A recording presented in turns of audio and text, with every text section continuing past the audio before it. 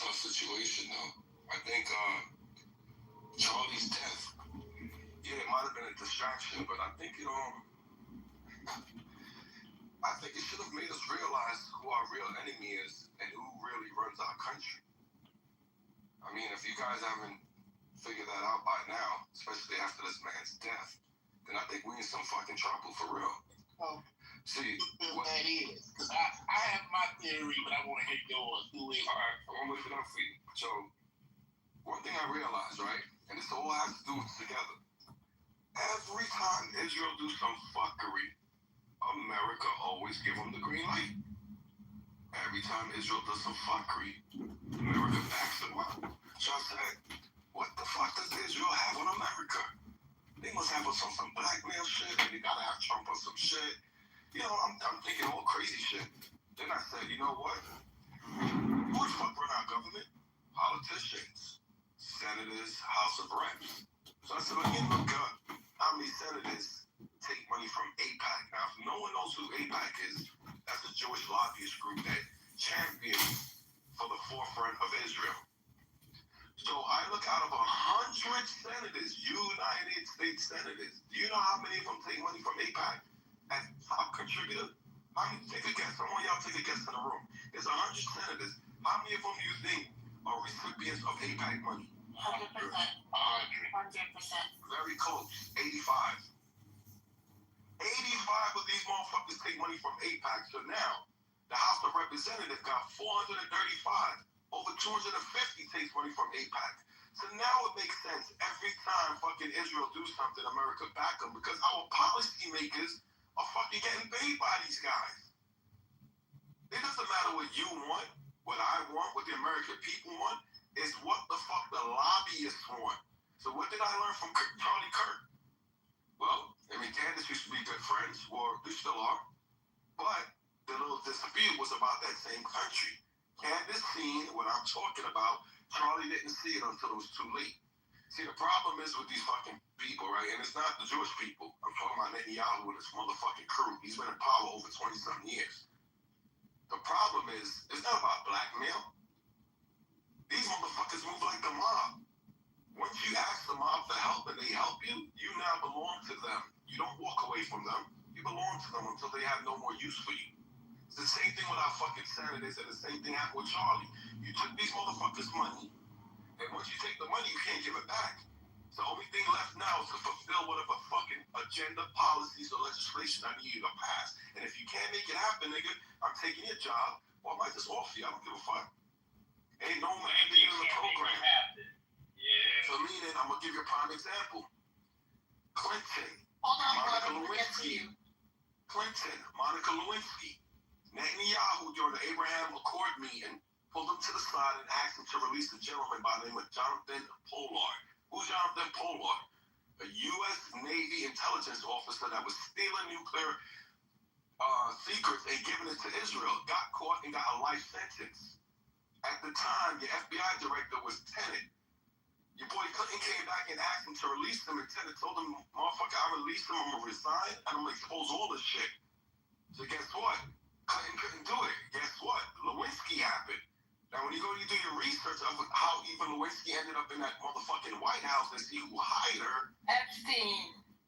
No, not Epstein, but one of Epstein's homeboys. You see what I'm saying? So, what I learned from Charlie, we don't own our government.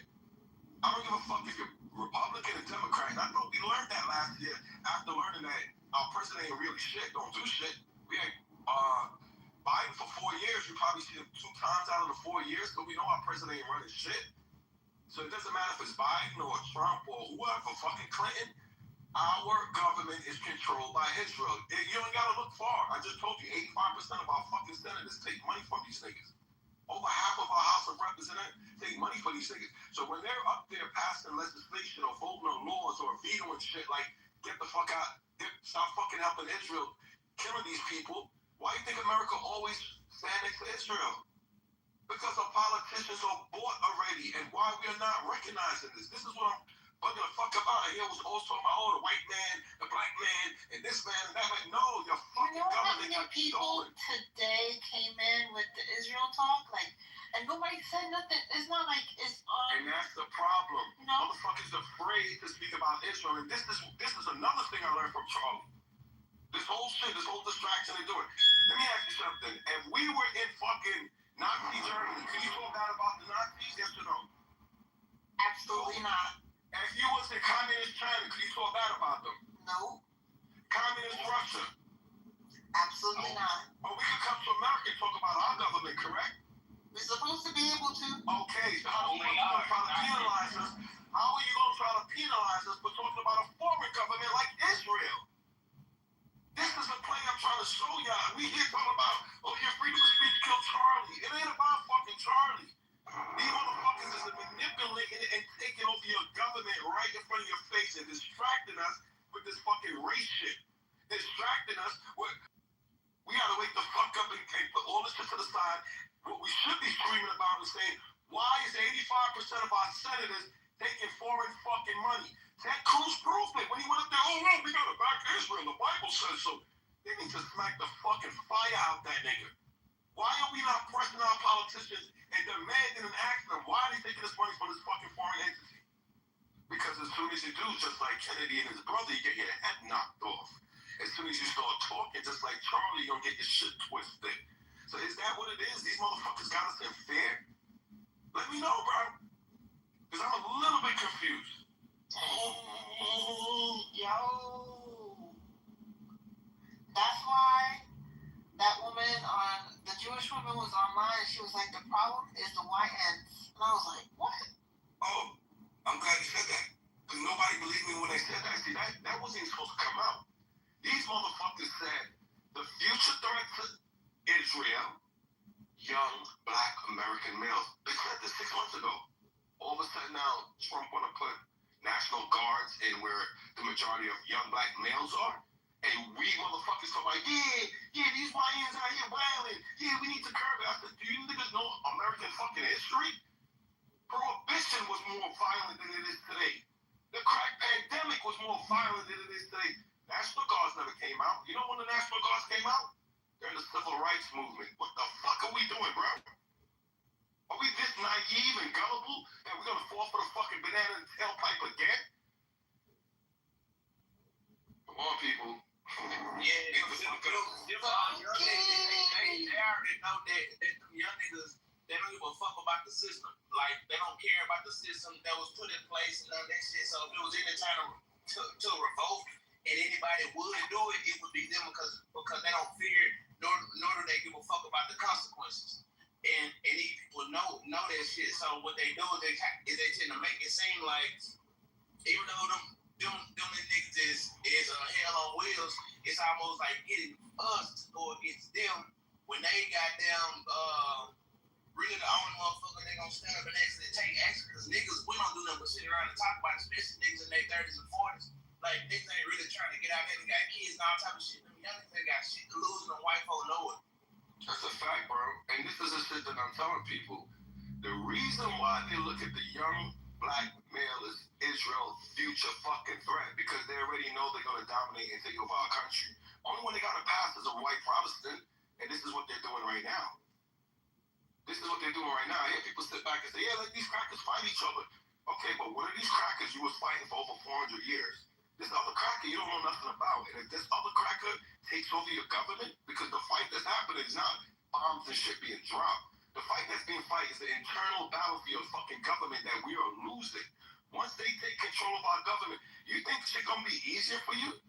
You think they're gonna be like, yeah, you know what? These guys been treating you guys bad for 400 years. We gonna make it better now. No, these are the same motherfuckers that come in our neighborhood, buy up our property, and do the shit the fuck they do. You understand what I'm saying? And then and you gotta watch the play, bro. Before they did this whole shit with the National Guard, they came out with the black fatigue shit to get our minds in the right place and understand this is what we want you to think as far as the agenda.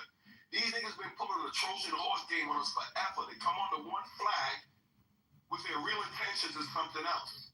But they're gonna sell it to you. Yeah, we need a National Guard because these YNs is acting up, right? Yeah, send them. Now they're there. Now we're gonna really implement what it is. These young niggas is all you niggas. Because Israel realized that we've been such a resistance against these motherfuckers so long that if they do take control, we are gonna be the problem. And that's what I was telling somebody. At the end of the the day, America's last stand is us niggas. Yeah, believe that shit. It's us niggas. So if we stop and we don't get the fuck out of this white thing versus black thing, and I'm not saying that's not an issue, but where we at now, this issue super exceeds what the fuck is happening. I just told y'all the statistics of your politicians. These are the niggas that make your legislations, your policy, and also determines your tax.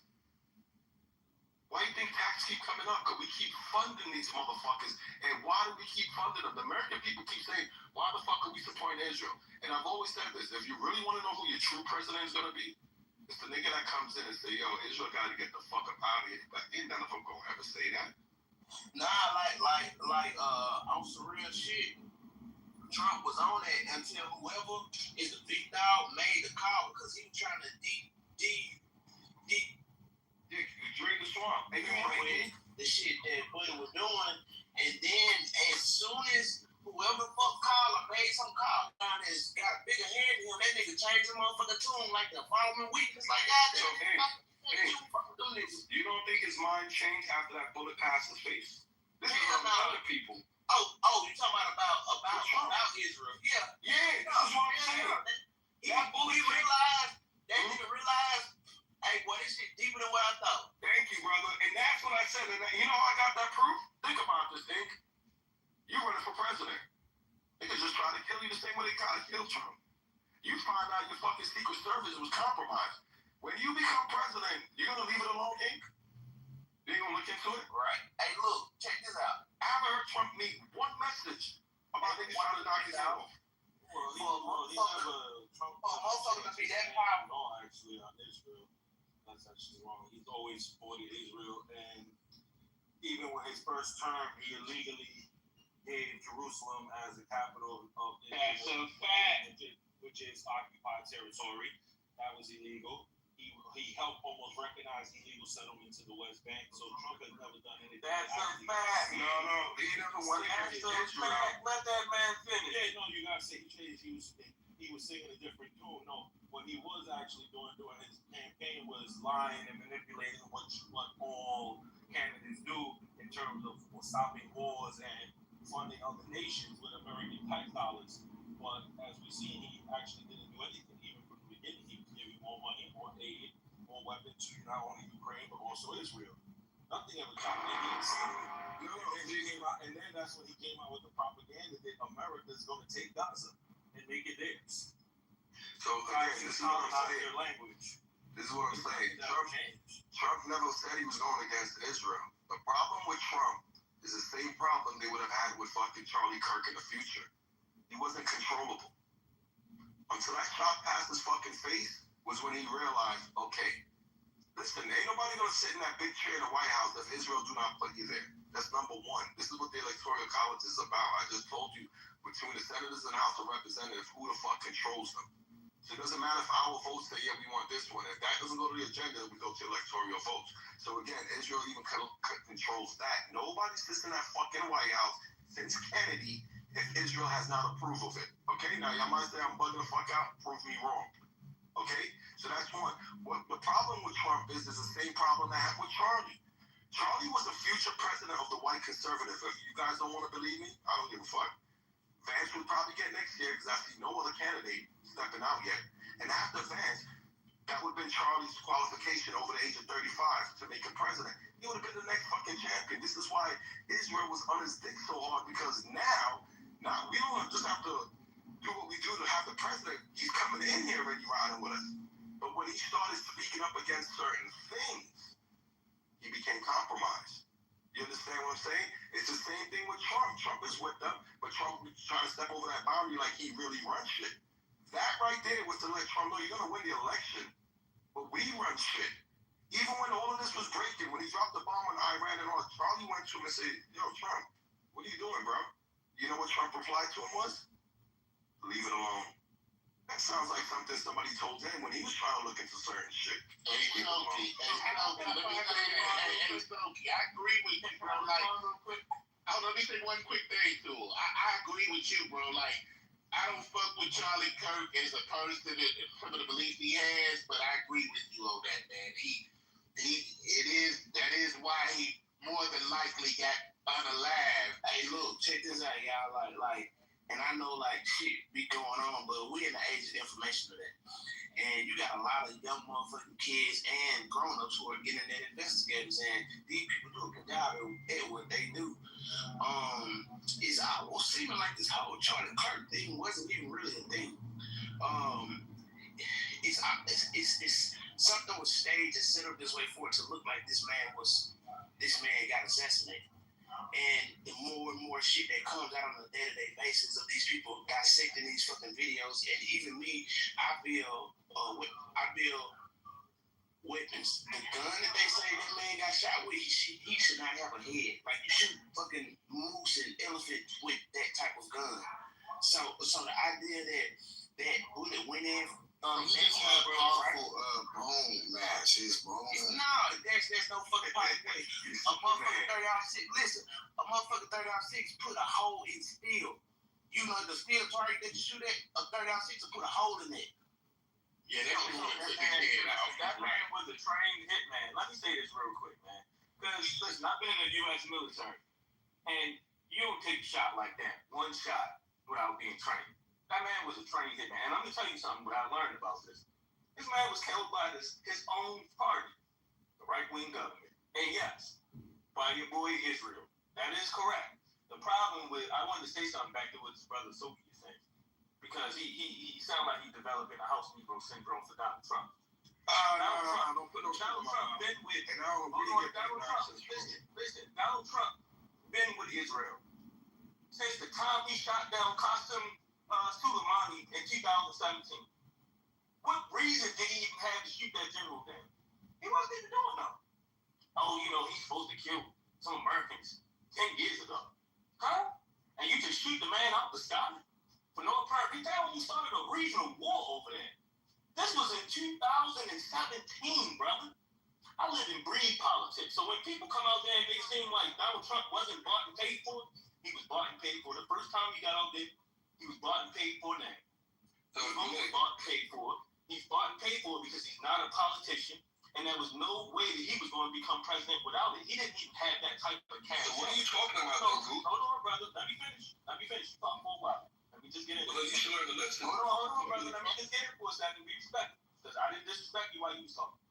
Now, what I'm saying is, Charlie Kirk got killed by his own party. He didn't get killed by some Democrat. He didn't get killed by no left-wing nut. He got killed by his own party, the party of hitmen. This is what the right wing do. They had lots of hitmen on payroll, and they killed people at will. Charlie Kirk went against the wrong people, evidently, and Charlie Kirk got whacked. That has nothing to do with us at all. Right? Now, let's keep it clear. When you talk about why Charlie Kirk died, right, and what this means for the U.S., right, people are using his death as propaganda, right? But people behind the scenes know that Israel was behind that death.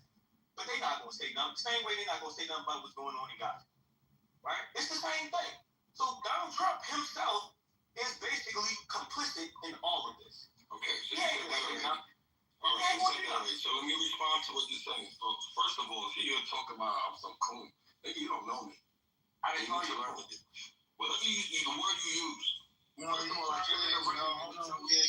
obviously house nigga, all that. Hey, hold on, listen. Soki been in this. Soki ain't none of that, dog. You gotta listen to him, bro. He ain't said none of that. Go ahead. No. You know what it is? This is the problem that I realize, right? People listen. They don't listen to comprehend and understand what they're hearing. So this brother sit here talking about Trump being sold out. The first thing I said, if you listen, nobody sits in that fucking office without Israel approval. Did you hear that, brother? I say it again. I heard you when you said that. Since Kennedy, be quiet, just listen. Since Kennedy, nobody sits in that fucking office without Israel approval. So yeah, that means everybody sells out. What the fuck are you talking about? Ain't nobody said Trump this, and that. I said what it was. Trump was not obedient. He wasn't controllable his first fucking term. So his second one, they made sure he understood who the fuck is in charge. Do you get it now, or are we still confused? Are you answering the question now? No. Do you get it now, or are you still confused? No, I understand now. I want to give a real quick, I want to give an example of what Soki was talking about, and it makes a lot of sense. If Soki was wrong, then we would have straightened Netanyahu out for him bombing Qatar. If Qatar got a touch me not alliance with the United States and somebody bombs the United States, we're supposed to fuck them up. That's like touching us. So the fact that we haven't done that, oh, well, Netanyahu came to the White House 4 times last month. Yeah, fuck all that. At the end of the day, that's a clear example of what Sophie's talking about, but y'all continue. I disagree with that. First of all, when you say that, I disagree with That's the reality. not what you said. Hold on. Not exactly what you're saying. I'm talking about the point that Sophie made, because I didn't get a chance to respond. When you say that presidents are bought and paid for, I don't technically believe in it like that. There are people in Congress and the politicians are bought and paid for, which leads them to have to move in a certain way. This is the problem of our government, because you have so many political PACs, right? Especially like APAC, one of the biggest PACs that we have in the government, right? So with that being said, when you say all of them are bought and paid for, that's why he over there taking claims from people. This is what he does. He's a prostitute, and his only end goal is to get paid. So I listen. Whether you say that that's right or wrong, that's fine. But I don't think that Donald Trump really have a dog in the fight. If the money's coming his way, that's who he's supporting. That's how it works with Donald Trump. That's kind of a good thing. That's not do it to mention. But wait, hold on. Yeah, you can. But hold on. That's probably a good thing, because that means we can buy him out and we get enough money, right? Yeah, but people ain't got money like that. Come on, think about it. When you had to buy people out to outbid, you know. I think you just like problems. You just like, you just like problem certain things, even if the politician passes it. So I'm gonna ask you this one question. Since Kennedy, how many American presidents do you know of that stood against Israel or opposed what Israel was doing? Name me one since Kennedy. Now, if you can't name me one since Kennedy, next question I'm gonna ask you: since Kennedy, Israel has done nothing fucked up in the world? And if they have, America, that's supposed to be the so-called police of democracy, why we never intervene or said anything if our president isn't bought out? So I'm gonna ask you again. I don't care about your senators. I don't care about your House of Reps. You name me one president, since you said they weren't bought or whatever, that went against Israel. Now, if you can't tell me one, then it's safe for me to assume that they've been compromised. Because there's no way you're going to tell me since Kennedy, Israel has done nothing wrong in the fucking world. They've done plenty. This is why the fucking world hates America. Because we keep standing next to these cocksuckers and they violate shit. So I'm going to ask you again, since you said, American presidents ain't bought out, they're not so bad. Name me one of them that stood up against Israel. So hold on. Was Eisenhower before or after Kennedy? Are you serious, my brother? You just asked if Eisenhower came before or after Kennedy. All right, this is why we can't even have this conversation. Why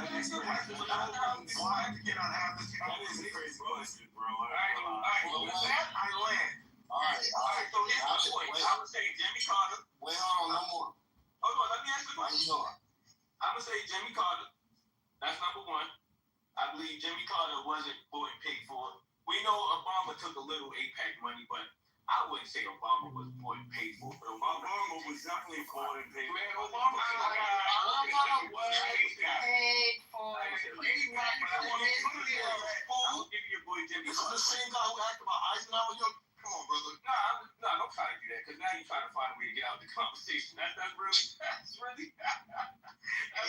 like one of them unintelligent maneuvers you're trying to pull right now. No, man, it was an unintelligent question you asked when you asked about Eisenhower. I thought I was speaking to someone that actually knows American Eisenhower history. before or after? Because Eisenhower was okay. Well, it's okay to help people out, and I asked the question. I didn't say it was. No, there's nothing wrong with asking the question, but when you're up here speaking and challenging as if you know American history, see, I understand the American government. Why you going Well, hear me out. Hear what I'm saying. In order for you to understand the American government, you must have to understand the American history. There's all regurgitated, just coming in a different time and a different envelope. It's the same shit.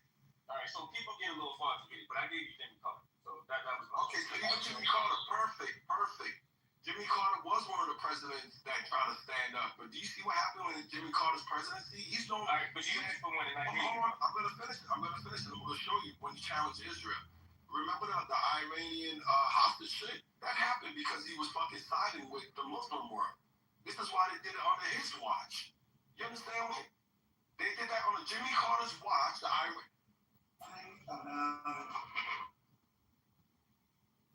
I have to say, I look at London where you have a terrible mayor, terrible mayor. And it's been so changed. Now they want to go to Sharia law. But you're in a different country. You can't do that.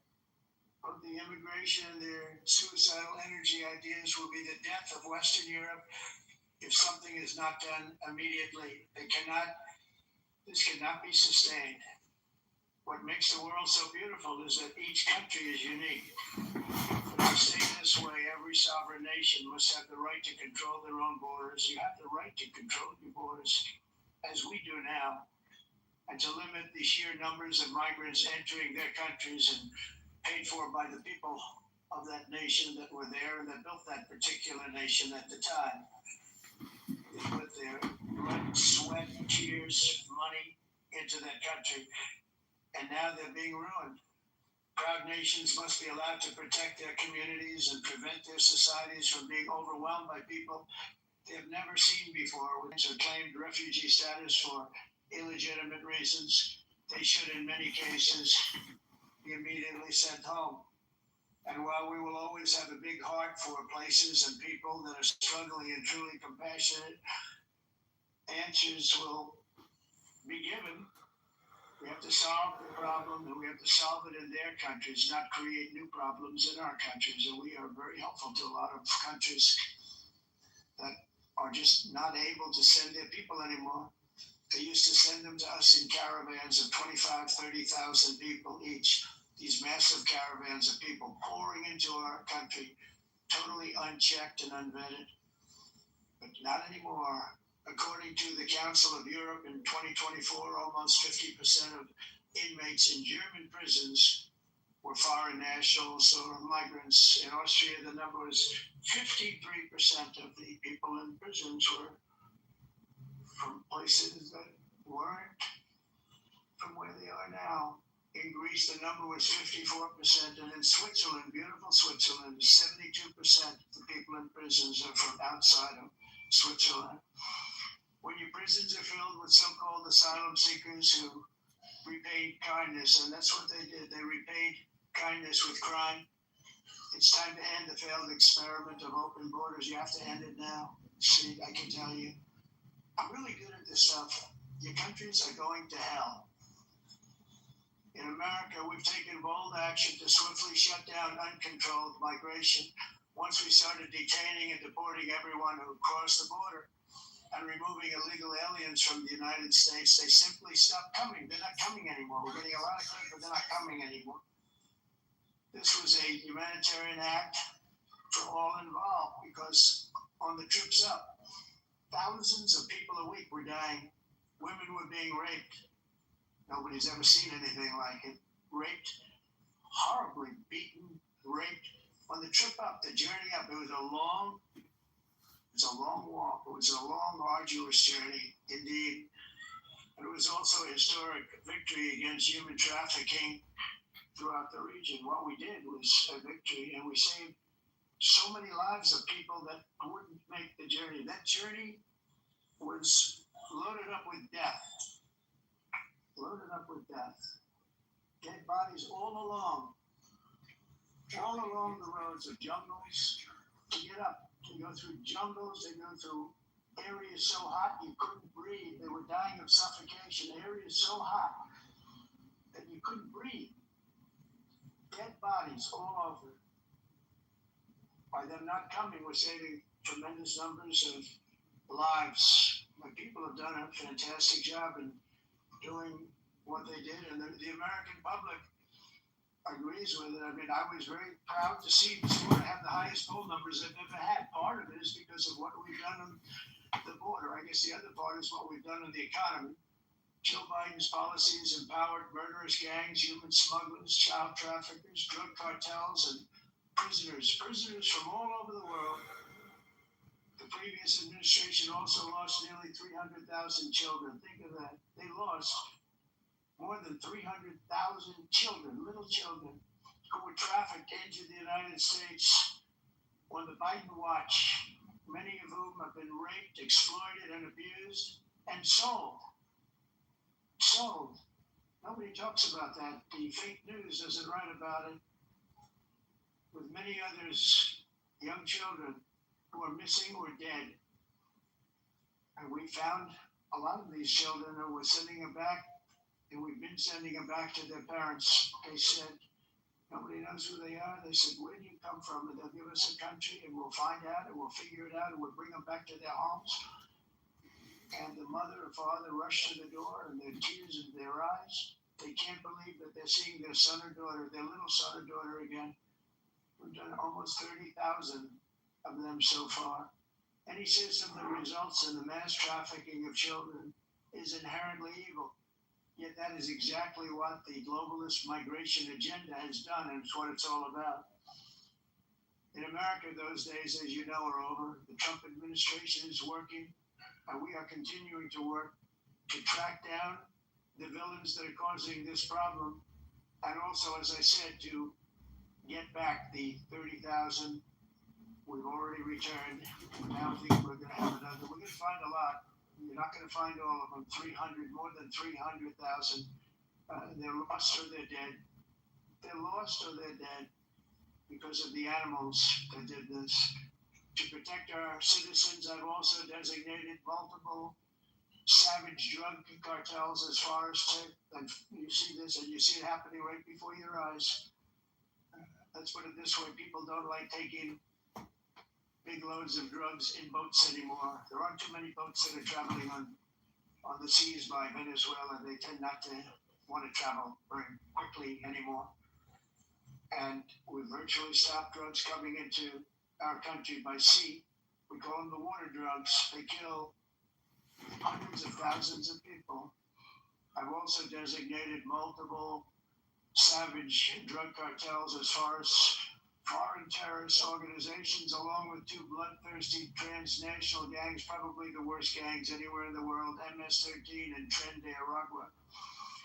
Tren de Aragua is from Venezuela, by the way. Such organizations torture, maim, mutilate, and murder with impunity. They're the enemies of all humanity. For this reason, we've recently begun using the supreme power of the United States military to destroy Venezuelan terrorists and trafficking networks led by Nicolas Maduro.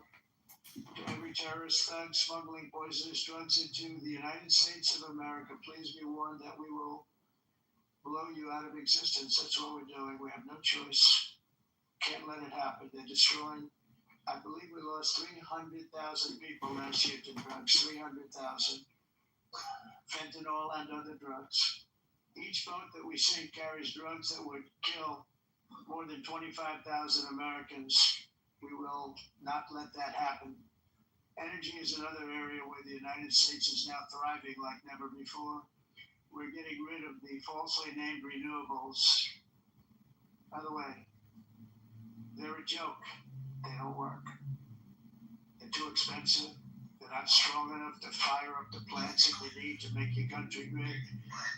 The wind doesn't blow. Those big windmills are so pathetic and so bad, so expensive to operate.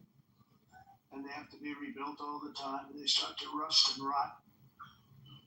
Most expensive energy ever conceived, and it's actually energy. You're supposed to make money with energy, not lose money. You lose money, the governments have to subsidize. You can't put them out without massive subsidies. And most of them are built in China, and I mean China around the place. They build them, but they very few wind farms. So why is it that they build them and they send them all over the world? Those the files you keep reading. They barely use them. You know, they use coal, they use gas, they use almost anything, but they don't like wind.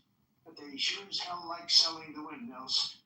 Europe, on the other hand, has a long way to go, with many countries being on the brink of destruction because of the green energy agenda. And I give a lot of credit to Germany. Germany was being led down a very sick path, both on immigration, by the way, and on energy. They were going green, and they were going bankrupt. And the new leadership came in, and they went back to where they were, with fossil fuel and with nuclear, which is good. It's not safe. And you can do it properly. But they went back to where they were. They opened up a lot of different plants, energy producing plants, and they're doing well. I give Germany a lot of credit for that. They've said this is a disaster, what's happening. They were going all green. All green is all bankrupt. That's what it represents. And it's not politically correct. I'll be very badly criticized for saying it, but I'm here to tell the truth. I don't care. It doesn't matter to me. I'm in New York City.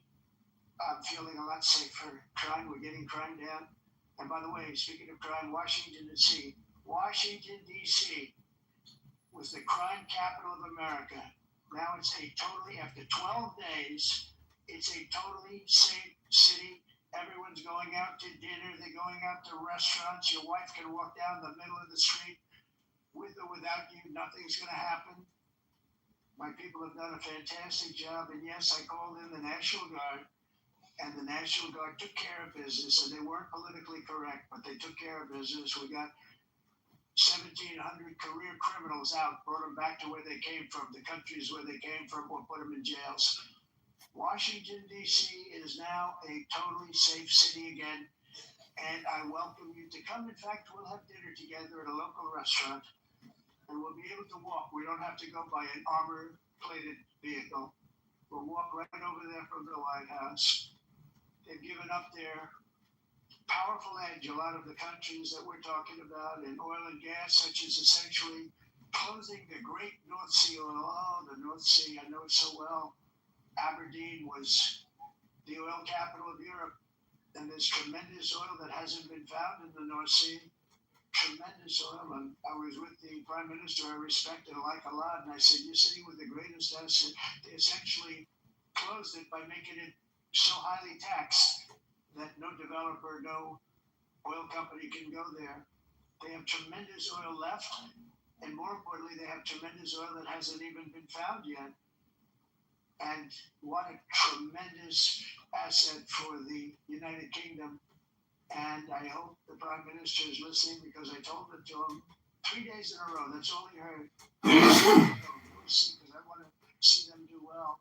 I want to stop seeing them ruining that beautiful Scottish and English countryside with windmills and massive solar panels that go 7 miles by 7 miles, taking away farmland. But we're not letting this happen in America. In 1982, the executive director of the United Nations Environmental Program predicted that by the year 2000, climate change would cause a global catastrophe. He said that it will be irreversible, as any nuclear holocaust would be. This is what they said at the United Nations. What happened? Here we are. Another UN official stated in 1989 that within a decade, entire nations could be wiped off the map by global warming. Not happening. You know, it used to be global cooling. If you look back years ago in the 1920s and the 1930s, they said global cooling will kill the world. You have to do something.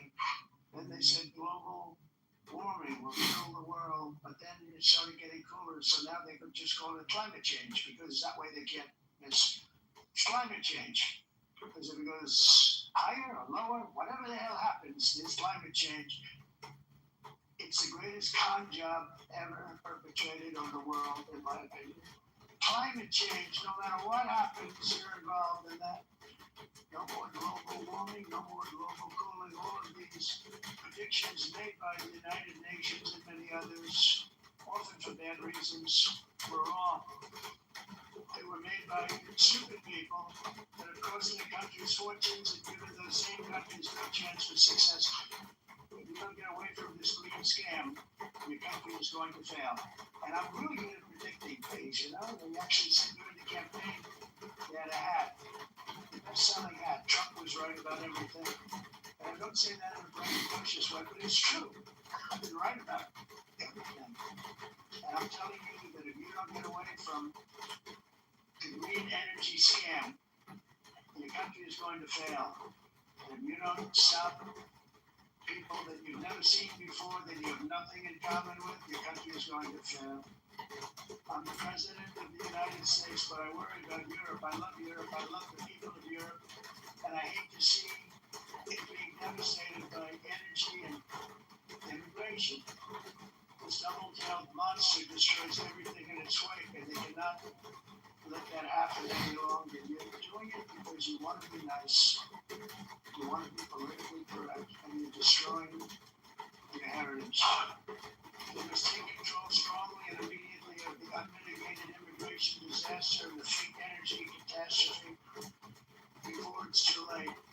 The carbon footprint is a hoax made up by people with evil intentions, and they're heading down a path of total destruction. You know, the carbon footprint was a big thing a few years ago.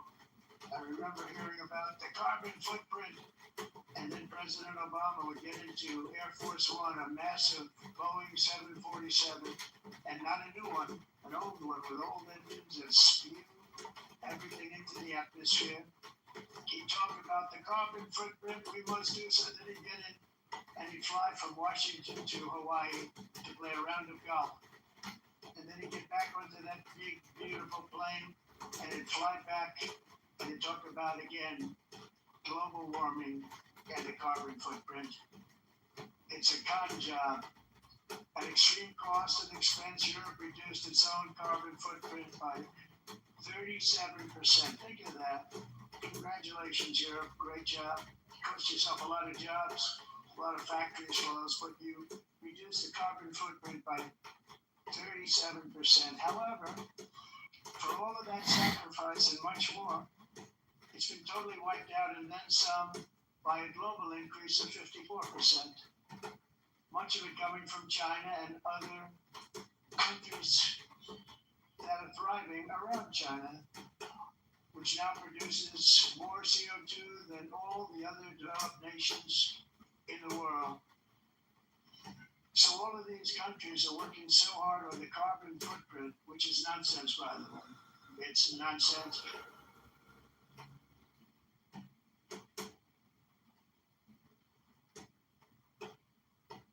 That's right. Everything should stop. No more cows. We don't want cows anymore. I guess they want to kill all the cows. They want to do things that are just unbelievable. And you have it too. But you know, we have a border, strong, and we have a shape. They eat the dogs. And that shape doesn't just go straight up. That shape is amorphous when it comes to the atmosphere. And if we had the most clean air, and I think we do, we have very clean air. We have the cleanest air we've had in many, many years. But the problem is that other countries, like China, which has air that's a little bit rough, it blows. And no matter what you're doing down here, the air up here tends to get very dirty because it comes in from other countries where their air isn't so clean. And the environmentalists refuse to acknowledge that. Same thing with garbage. In Asia, they dump much of their garbage right into the ocean. And over about a 1 week and 2 week journey, it flows right past Los Angeles. You've seen it. Massive amounts of garbage, almost too much to do anything about. Flowing past Los Angeles, past San Francisco. And then somebody will get in trouble because he dropped a cigarette on the beach. The whole thing is crazy. The primary effect of these brutal green energy policies has not been to help the environment, but to redistribute manufacturing and industrial activity from developed countries that follow the insane rules that are put down to polluting countries that break the rules and are making a fortune. They're making a fortune. European electricity bills are now 4 to 5 times more expensive than those in China, and 2 to 3 times higher than the United States. And our bills are coming way down. You probably see that our Gasoline prices are way down. You know, we have an expression, drill. Nós reduzimos os custos de energia porque nós faremos como expressão. Vamos fazer tudo isso, reduzir os custos de energia e os custos diminuíram nos Estados Unidos. Por exemplo, se você olhar nos países em fatores de energia, não climática. Mas nós nos Estados Unidos conseguimos usar eles e evitar aumento da temperatura. Like it's talking, it's John, but someone. Okay, I'm typing it in then. Por isso,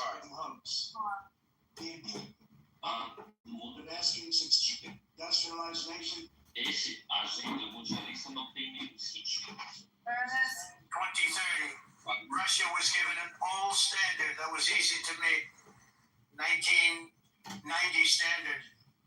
For the United States, we're supposed to pay like $1 trillion. And I said, this is another scam. The fact is, the United States has been taken advantage of by the world for many, many years, but not any longer, as you probably noticed. I unleashed massive energy production and signed historic executive orders to hunt for oil. But we don't have to do much hunting because we have the most oil of any nation anywhere, oil and gas in the world. And if you add coal, we have the most of any nation in the world. Clean, I call it clean, beautiful coal. You can do things today with coal that you couldn't have done 10 years ago, 15 years. So I have a little standing order of the White House. Never use the word coal, only use the words clean, beautiful coal. Sounds much better, doesn't it? But we stand ready to provide any country with abundant, affordable energy supplies if you need them, when most of you do. We're proudly exporting energy all over the world. We're now the largest exporter. In the United States, we want trade and robust commerce with all nations, everybody. We want to help nations. We're going to help nations. But it must also be fair and reciprocal. The challenge with trade is much the same with climate. The countries that follow the rules, all their factories have been plundered. It's really sad to watch. They've been broken. They've been broken by countries that broke the rules. That's why the United States is now applying tariffs to other countries, and much as these tariffs were for many years applied to us, uncontrollably applied to us. We've used tariffs as a defense mechanism under the Trump administration, including my first term, where hundreds of billions of dollars of tariffs were taken in. And by the way, we had the lowest inflation, and now we have very low inflation. The only thing different is that we have hundreds of billions of dollars flowing into our country.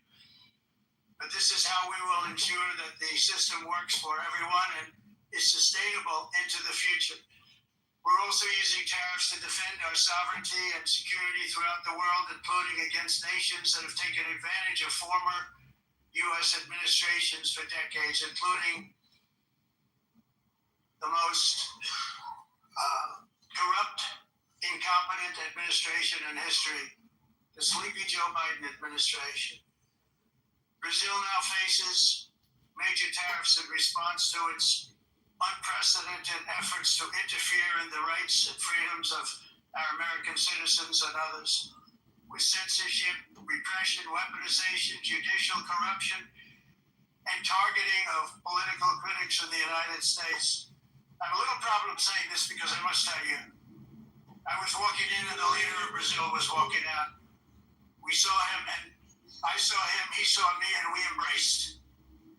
And then I'm saying, can you believe I'm going to be saying this in just 2 minutes? But we actually agreed that we would meet next week. We didn't have much time to talk, like about 20 seconds. They were in retrospect, I'm glad I waited because this thing didn't work out too well. But we did talk. We had a good talk, and we agreed to meet next week, if that's of interest. But he seemed like a very nice man, actually. Me, I liked him. But if you, and I only do business with people I like. When I don't like them, I don't like them. But we had, at least for about 39 seconds, we had excellent chemistry. It's a good sign. But also in the past, Brazil, can you believe this, unfairly tariffed our nation, but now because of our tariffs, we are hitting them back, and we're hitting them back very hard. As president, I will always defend our national sovereignty and the rights of American citizens. So I'm very sorry to say this. Brazil is doing poorly and will continue to do poorly. They can only do well when they're working with us. Without us, they will fail just as others have failed. It's true. Next year, the United States will celebrate the 250th anniversary of our glorious independence, a testament to enduring power and American freedom and spirit. We will also be proudly hosting the 2026 FIFA World Cup, and shortly thereafter the 2028 Olympics, which is going to be very exciting. I hope you all come. I hope that countless people from all over the globe will take part of these will be great celebrations of liberty and human achievement, and that together we all can rejoice in the miracles of history that began in July 4th, 1776, when we founded the light to all nations. And it's something really that is an amazing thing. Let us defend free speech and free expression. Let us protect religious liberty, including for the most persecuted religion on the planet today. It's called Christianity. And let us safeguard our sovereignty and cherish qualities that have made each of our nations so special, incredible, and extraordinary. In closing, I just want to repeat that immigration and the high cost of so-called green renewable energy is destroying a large part of the free world and a large part of our planet. Countries that cherish freedom are fading fast because of their policies on these two subjects. You need strong borders and traditional energy sources if you are going to be great again. Whether you have come from north or south, east or west, near or far, every leader in this beautiful hall today represents a rich culture, a noble history, and a proud heritage that makes each nation majestic and unique, unlike anything else in human history or any other place on the face of the earth. From London to Lima, from Rome to Athens, from Paris to Seoul, from Cairo to Tokyo and Amsterdam to right here in New York City, we stand on the shoulders of the leaders and legends, generals and giants, heroes and titans who won and built our beloved nations, all of our nations, with their own courage, strength, spirit, and skill. Our ancestors climbed mountains, conquered oceans, crossed deserts, and trekked over wide open plains. They charged into thunderous battles, plunged into grave dangers, and they were soldiers and farmers and workers, islands into mighty empires. You're a part of all of that. They were champions for their people who never gave up and who never, ever gave in. Their values defined our national identities. Their visions forged our magnificent destiny. Everybody in this room is a part of it in your own way. Each of us inherits the deeds and the myths, the triumphs, the legacies of our own heroes and founders who so bravely showed us the way. Our ancestors gave everything for homelands that they defended with pride, with sweat, with blood, with life, and with death. Now the righteous task of protecting the nations that they built belongs to each and every one of us. So together let us uphold our sacred duty to our people and to our citizens. Let us protect their borders, ensure their safety, preserve their cultures, treasure, and traditions, and fight for their precious dreams and their cherished freedoms. And in friendship, really a beautiful vision. Let us all work together to build a bright, beautiful planet, a planet that we all share, a planet of peace and a world that is richer, better, and more beautiful than ever before. That can happen. It will happen. It will happen, and I hope it can happen and start right now, right at this moment. We'll turn it around. We're going to make our countries better, safer, more beautiful. We're going to take care of our people. Thank you very much. It's been an honor. God bless the nations of the world. Thank you very much. Bye.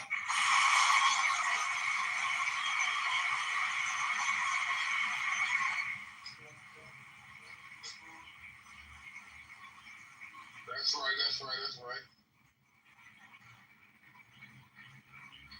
On behalf of the Assembly, I wish to thank the President of the United States.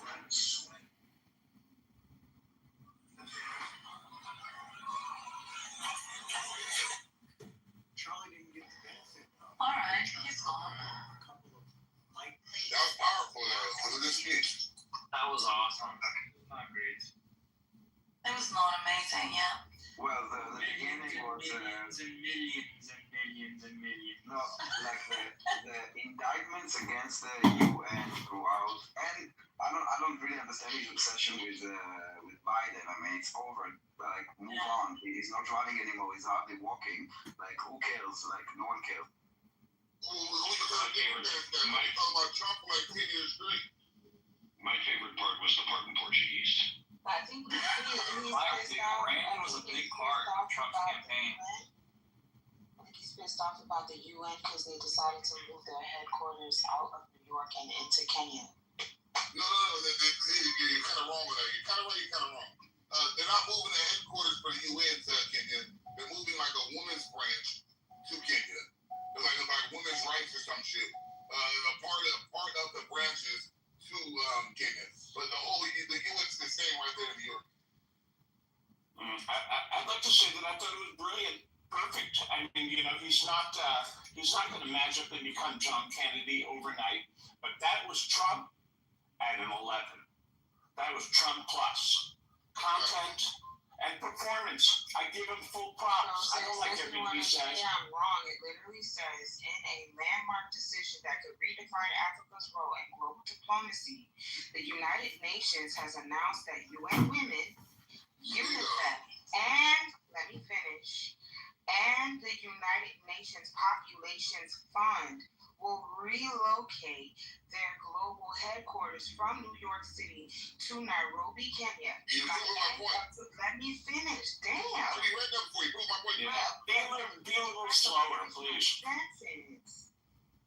So he also mentioned the misuse of funds that United Nations was using and appropriating. And I just said that the relocation of the United Nations fund will be in Kenya. So that's why I just told you that. All right, you got it. I just told you that. The UN itself is going to Keep reading, sure. Keep reading the article and learning about it and then telling us. That's what I'm saying, though. I already read that like weeks ago. And that's not new news. Like, these things are moving the whole United Nations to Kenya, which they're not. They're moving certain departments to Kenya, but not the whole overall United Nations. That's what she's not comprehending what she's reading. Yeah, and Daniel, the reason why he keeps bringing up Biden is because Biden represents the pinnacle of progressivism, and he knows that, and he knows that the United Nations also embraces that. And so it's a dig at both, not so much a dig at Biden as a dig at the progressive leftist elements in the UN. Obama. That was your guy, and he screwed everything up, and I'm calling him a loser. Well, I really very much. Yeah, I understand. I mean, so you could have said, like, I don't know, woke, progressive, Islamist, whatever he wants to say, but to call it, like, I think he's kind of minimizing it when he says Biden because, that's a person. Sleepy Joe. It's like, I don't know, it was a bit. You're right. It's not graceful. It's not presidential. Yes, you are correct. But we can't change Trump. Sure, if he dialed it back 5% in 2020, he would have won. But he can't contain himself. No, when I say listen for Trump, that's as good as you're gonna ever get. No, I'm not talking about the style. I'm talking about like the timing. Like it's in the past. Like yes, he used to do all this Sleepy Joe bullshit, but like the campaign is over. but it's not running anymore. Like, who are you fighting? It's that's a bit weird. But that's not the point of the speech. I guess it was more about how America is great and how they are powerful and how all this environmental kind of infected countries, or the way that he kind of phrased it, and the UN. That the UN is basically a useless body. I don't think he went that far. No. I don't believe he denounced the UN as a useless body. That's not my takeaway. He said the UN is good for an elevator that stops halfway and a teleporter that is not working. He said that all of those negotiations to stop wars, the UN didn't even give him a call or to try to help. He said, what else did he say about the UN? But that they would pay illegal immigrants to go into the United States, and that they're basically the problem of illegal immigration into Europe as well. He was, maybe useless was even good. He was actually saying that they are harmful. Would you believe that, he said, that they're actually doing this, the opposite of what they're supposed to do? And what they're good for is a faulty elevator and a teleprompter that is not good. Okay. I'm not going to argue. You're not wrong. Obviously. It's not what I heard, but I acknowledge that if you say he said it. That is what he said. I just heard that as well. Okay. I guess I focused on other things. Listen, everyone heard the speech through the prism of their. Well, he did literally say those words. I'm pretty sure you joined after the speech started. No, I heard the whole thing, brother. I swear to God, I heard the whole thing. But it's okay. I've been wrong before, and I may be wrong now. But I still believe that was Trump at a 10. And I guess I accept what Daniel said. He denounced the UN. I disagree with him. I think it has a certain usefulness, but there's no doubt, for example, I really don't want to make it about my politics. I stand by the speech. I think he had nothing to be embarrassed for. Except I acknowledge, it's Trump at a 10. He's not. I wish he hadn't said certain things. I wish he could be less of a bully. It's bullying at this point. What did you say, Trump? I put a link in the chat that is a clip. What did you say? Trump at a 10? What did you say? I said, this is Trump. Well, I want to as a 10 for Trump. Hold on, I just want to understand this sentence because I don't know it. What I'm saying is this. Okay, let me get my concept out here. He is just the meaning of what is Trump at a 10. What is meaning for what he is capable of. For what he is capable of, this is the best he can do. In other words, he's not going to magically become John Kennedy, or he's not going to magically become, I meant Trump. I meant the Sanders. Trump at his 10, meaning Trump is his best, right? Bingo. Right. Exactly what I meant. Thank you. I put the link in the chat that is a clip of him saying the only thing he got was a broken escalator and a broken teleprompter. I accept it. Yes, it's ringing a bell now. I really did hear the whole thing. Yeah, and I think this discussion about what is or is not presidential, I think the Democrats blew that away a long time ago. So, any critiques of him, what do you refer to? Because I give them credit. They have a very inclusive message. They're less. I have to acknowledge that Trump is more divisive. I mean, even if I like Trump, he is more divisive. He says things. He called Rosie O'Donnell a dog, or a pig. I mean, what did the Democrats do to blew that credibility away? He did starting with. In my recent memory, Hillary Clinton, when she was running, calling conservatives deplorables, then telling people that conservative voters need to be put in re-education camps. The fact that Biden continually attacked conservatives, the fact that progressives continually call conservatives bad people, that they're not moral, etc., etc.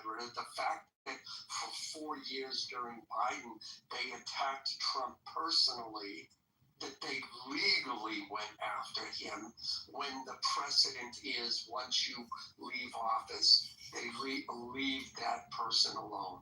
I mean, in so many ways, they attacked him personally. I remember specifically Biden saying, we're going to bring the country together, and then he proceeded for 4 years to attack conservative voters themselves. Never mind what they did to Trump personally.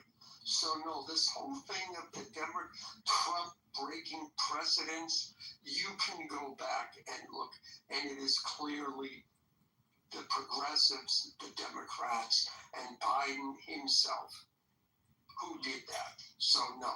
Okay. All right. Listen, you make a good case. I'll go further. Thank you. And you don't. And you're not without merit either. Okay, I will go back further and say this: that for a long time now, in every administration, the attacks on presidents have, basically, hey, Nixon deserved it, but post-Nixon, in every presidential administration, I believe that the attacks on presidents have gotten more and more vicious from opposition. That's in everyone. The attacks on Clinton, the whole Monica Lewinsky thing wouldn't have happened 50 years ago. When Eisenhower and Roosevelt were fucking their secretaries, nobody would have done that. So for whatever reason, in every administration, the attacks on the president. And I thought that the things that the Republicans said about Obama, it's rough. The guy won. Now he's president, but they never gave him a break, in my opinion. So I'll say you are correct. That the attacks on Trump are the worst, but I'll also say that every administration has gotten increasingly vicious attacks on presidents. Thank you. Yeah, and I'll just say too, it's ironic because Democrats, the whole thing about they all got blowjobs from their secretaries, that's true. But it was the Democrats who attacked their own in the case of Gary Hart. And they were the ones who started that whole ideology of, well, you have to be, if you're a politician, you have to be morally pure. But the thing about was it the Democrats or was he just that sloppy? No. I don't blame the Democrats for that. I say that's the People Magazine or whoever it was. He was that sloppy. Well, he could have gotten away with it. Yeah. You don't take around on a boat, dude. Gary Hart or Clinton? I'm talking about Gary Hart. That's what you were talking about. Yeah, and you could be right, but what people forget, it's not that Clinton got the blowjob. Nobody cares, and who would want to get a blowjob from Hillary at that point? I mean, it makes me shudder. But that joking aside, the fact that it came out and he lied directly to not only the American public, but then lied about it under oath. And it wasn't until it came out, well, gee, Monica. They asked him if he had sex, right? Yeah. Okay, yeah. There you go. You know what? I don't agree that most of America is shocked by this. You seem to be more shocked by it than many people in my circle. No, really. Every guy understands what he did. No, and I understand it too. It's not that, and I'll say it specifically. It's not that he got the blow. It's not that he got the blowjob. It's the fact that there were already lawsuits out against him for his quote sexual improprieties, and yet he still continued the behavior. That is political suicide, and he was smarter than that. If you're in a trial for stealing cars, you don't steal cars while you're out on bail. It's that simple. It's like the guy who was, it's hilarious. The guy who who was charged for driving without a license, appearing in a Zoom call in his car using his phone, driving. Literally, the judge looked at him and said, "Yeah, you're guilty." That's the problem I had with Clinton. Everybody knew that people in power got blowjobs. That was not for me anyway. Oh my God, you're a room killer, Alvin. I just want to point out that Trump speaks at the same speed as I do. Hello.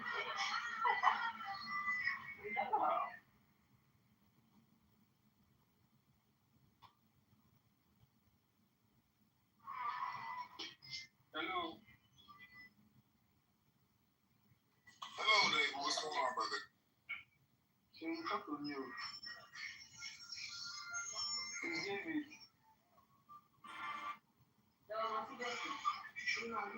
This is my last song too, last.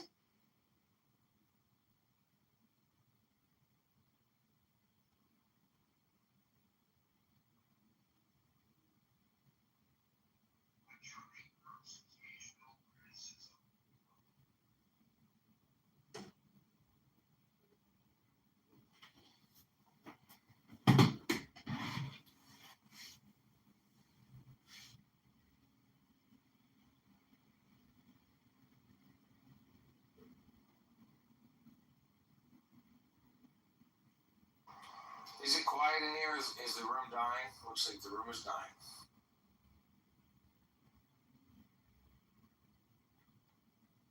I blame Trump. When I was reading something, I saw like a news, but I wanted to fact check it first, so I'm still fact checking it. No, just say it with reckless abandon. And then stick to the guns when it's proven incorrect. No, it's an accusation of the French consulate in East Jerusalem for working with the FLP and Hamas, and I'm looking for official statement from the French government to see if there's any mention of an investigation. So I'm still checking if it's true or not. Well, it is. The last thing I heard is that France is like heavily pro-Palestinian, or that could have been DS2. No, the French government is the one that was leading this, what we're seeing right now at the New York conference for the two-state solution and to acknowledging Palestine as a state. This is them and the Saudis, Macron, the MBS.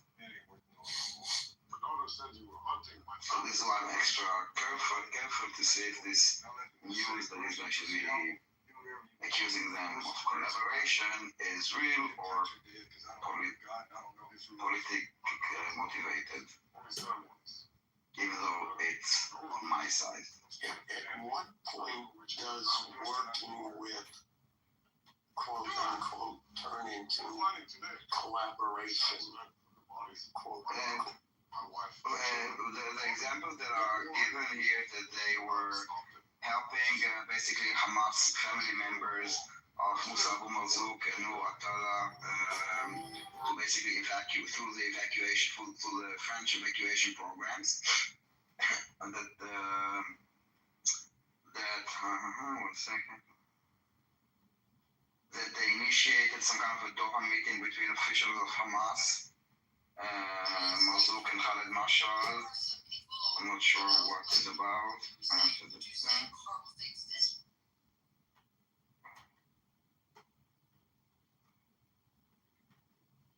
They created some kind of a program in the consulate with the PFLP, which is a terrorist organization. And assembled 4 cannons and turned them towards Something called put the aiming machine on the stand and set the cannons. Al Bustan Center. Ships moved towards the harbor. Leonardo ordered And there are like other points, so when the enemy basically saw the all kinds of ties of the French consulate in East Jerusalem with different factions of terrorist organizations.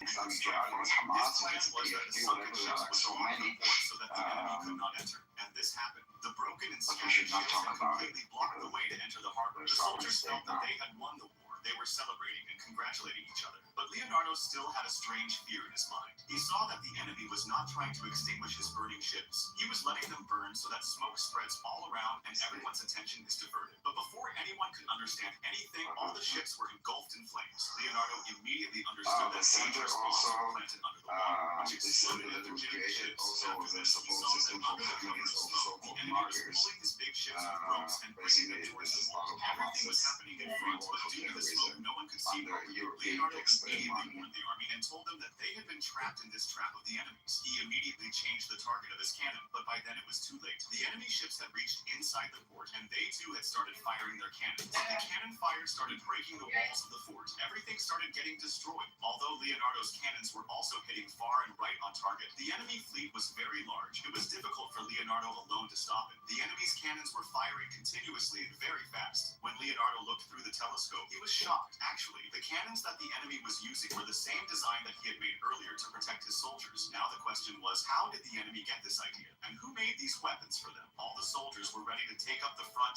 inside the fort with This is the UN swords, but as soon as discussion the about walls of the fort those broke, resolutions thousands of enemy because soldiers entered the city. Trump Then is a being fierce mentioned battle in a started in word. the streets. Leonardo's soldiers were fighting bravely, but the enemy had more powerful weapons. There were some machines that were not only firing bullets, but also spitting fire. Leonardo immediately recognized them. These were the same machines whose idea he had once given to a king. As soon as the machine reached their hiding place, Leonardo immediately ordered, "Put all the wine barrels behind You the guys are gaining quite the audience, more audience than good speakers. As soon as the deadly machine fired shells to break the door, the barrels full of wine burst, and there was a terrible explosion, due to which the enemy machine was completely destroyed. When Leonardo came out and looked, the fight had stopped. You guys see the video last night of Macron is trying to get to the UN World Headquarters, which is hard to get to, but he is blocked off by some sort of convoy, and he realizes it's Trump, so he calls Trump and he's like, "Hey, I'm trying to get to the UN, can you let us in?"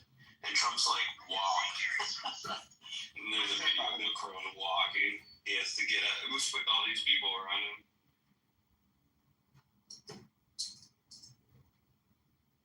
That's hilarious. Macron's such a beta.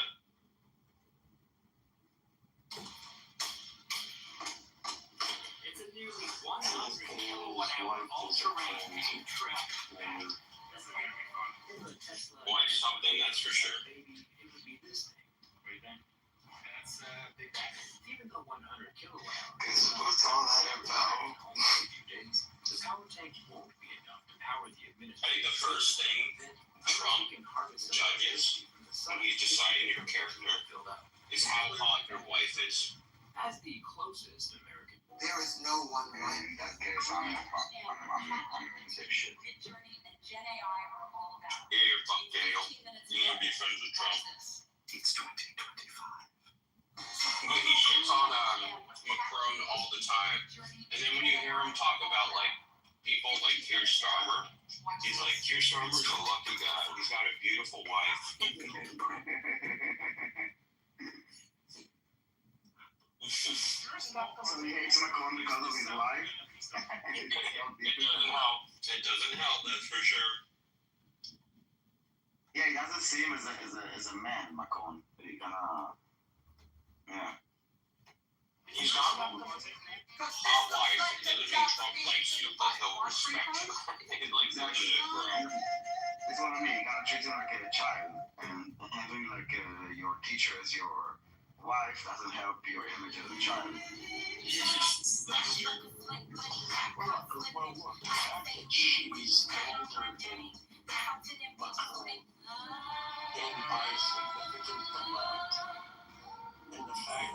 I forget the details how old they were when When they met. Macron's like 17 or something.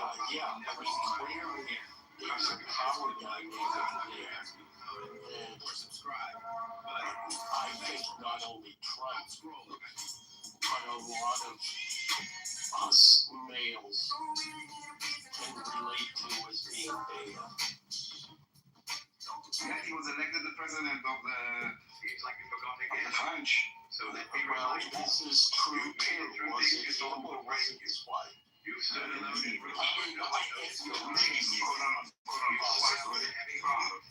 Yeah, I mean, you know, I can say that giving credit to Macron himself,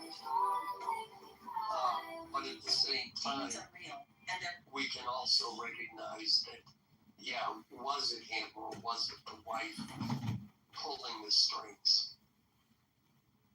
I think that I'm not changing the subject, but it's still a point of Macron. A different point. Macron got rich by working at Rothschild's as an investment banker. There's something about the fact that he's such a fucking loser, especially when it comes to the Middle East, and he, you know, the way he got his start was working at Rothschild's. Something about that just pisses me off so much. I guess I hate people that use Jewish institutions but support terrorism. I hope Macron gets, kicked out of. I don't understand. This is the other thing. How the fuck do European politics work? They have a prime minister and a president, but Macron's the highest position, right, as a prime minister. But there's also a president that stepped down. Am I wrong? The prime minister deals with international affairs. The president is the head of state. And some have a king, for example, UK have a king and they still have a prime minister. Like also in Israel, we have a president who is more like a symbolic role, and we have a prime minister who is actually the executive role. But there's I think Macron is the executive. Executive. But he's the highest position, right? He's the one who decides who's president. Yes. I think, right? Yeah. He is the decision maker. Elle fait la décision. Yeah, his wife is the decision maker. Let's His quote unquote wife. She's the one that slapped him around. Yeah, well, it's kind of like it's currently until it's settled in court. We should refer to they them. Yes, we haven't seen her private chat. Macron should become a persona non grata, not just in Israel but in America. They should allow him to come to America. They should be like, sorry man, no cucks allowed, and then kick him out. Well, Michael the Cat, the last election for different sex. And, yeah, you know how it works, right? Yeah, it's like coalitions. Yeah, it's like the right gets 35% of the vote, the left gets 30% of the vote or something like that, and Macron's party is in the middle with 20% of the vote, so both sides have to be incentivized. Essentially, Macron gets to choose, right? His party gets to choose who gets power, and in the most recent election, the left, actually, they had fewer votes than the right, and then the moderates got 20%, so they, did a coalition with the left, but it already broke up because it's if you need 50% or whatever, right? If you did a coalition with the right, probably would have had 60%, coalition with the left, you're at 51%, you know what I mean? Just to avoid doing a coalition with the right, Macron made a really weak coalition with the left. Macron is such a fucking bitch, I hate him. Well, yeah, the left has been, seems to me at least 30 years ago, the left took over in France, and it's been fucked ever since.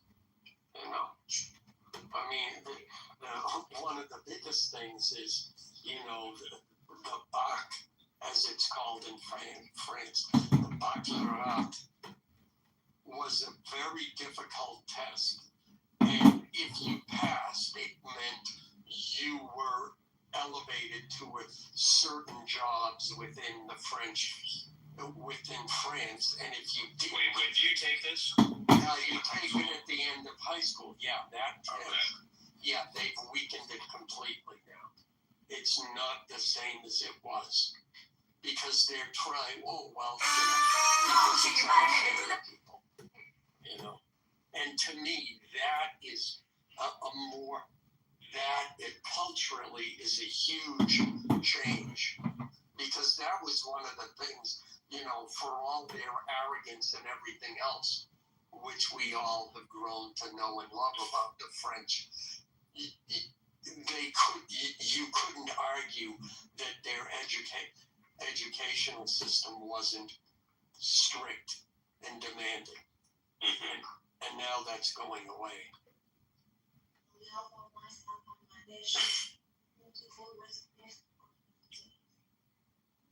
Yeah, no, that makes sense. United Nations General Assembly.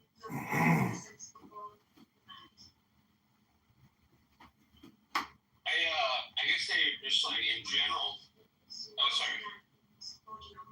Which represents the collective conscience of man. Is this the UN? Mr. Young. Yeah, it's kind of soft, Daniel. The volume level. Yeah, I always think about how these people are just down the street from me right now. I'm not too far from that building. At the outset of my speech, Go up and say hello. I'm sure they'd be happy to welcome you in. I'm pissed on the UN building. Mahmoud Abbas, at a time when Palestine is being recognized I've also smoked a joint right outside their fence. So have some of the finest hobos and bums. I'm glad you include me among them. Also for our Palestinian brothers and sisters who voted Which country is speaking? who announced that they recognize the state of Palestine and Sounds like this. recognize the state of Palestine as possible. Esteemed President, distinguished members, the United Nations Charter was signed in San Francisco 8 years ago and enacted into force on October 24, 1945. I would like to recall here again the first words of the first article of the UN Charter. Quote, the purpose of the United Nations is to maintain international peace and security. As we celebrate the 80th anniversary of the UN in this way, many events are unfolding in many parts of the world that cast a shadow over the very first words of the UN Charter's opening article.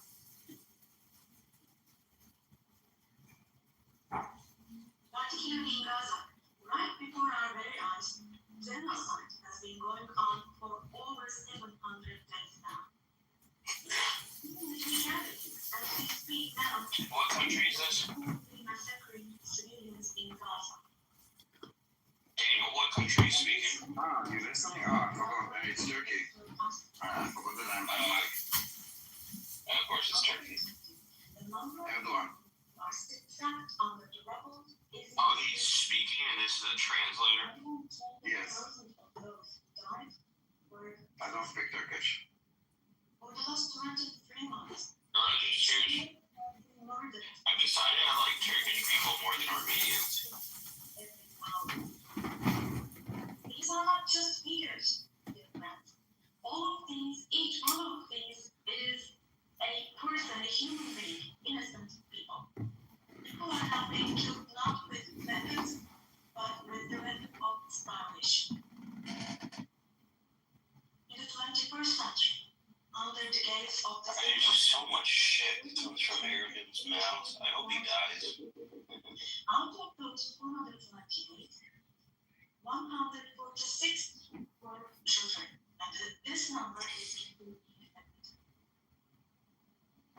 Now, I will show you a photo, which is a picture from daily life in Gaza. The first photo,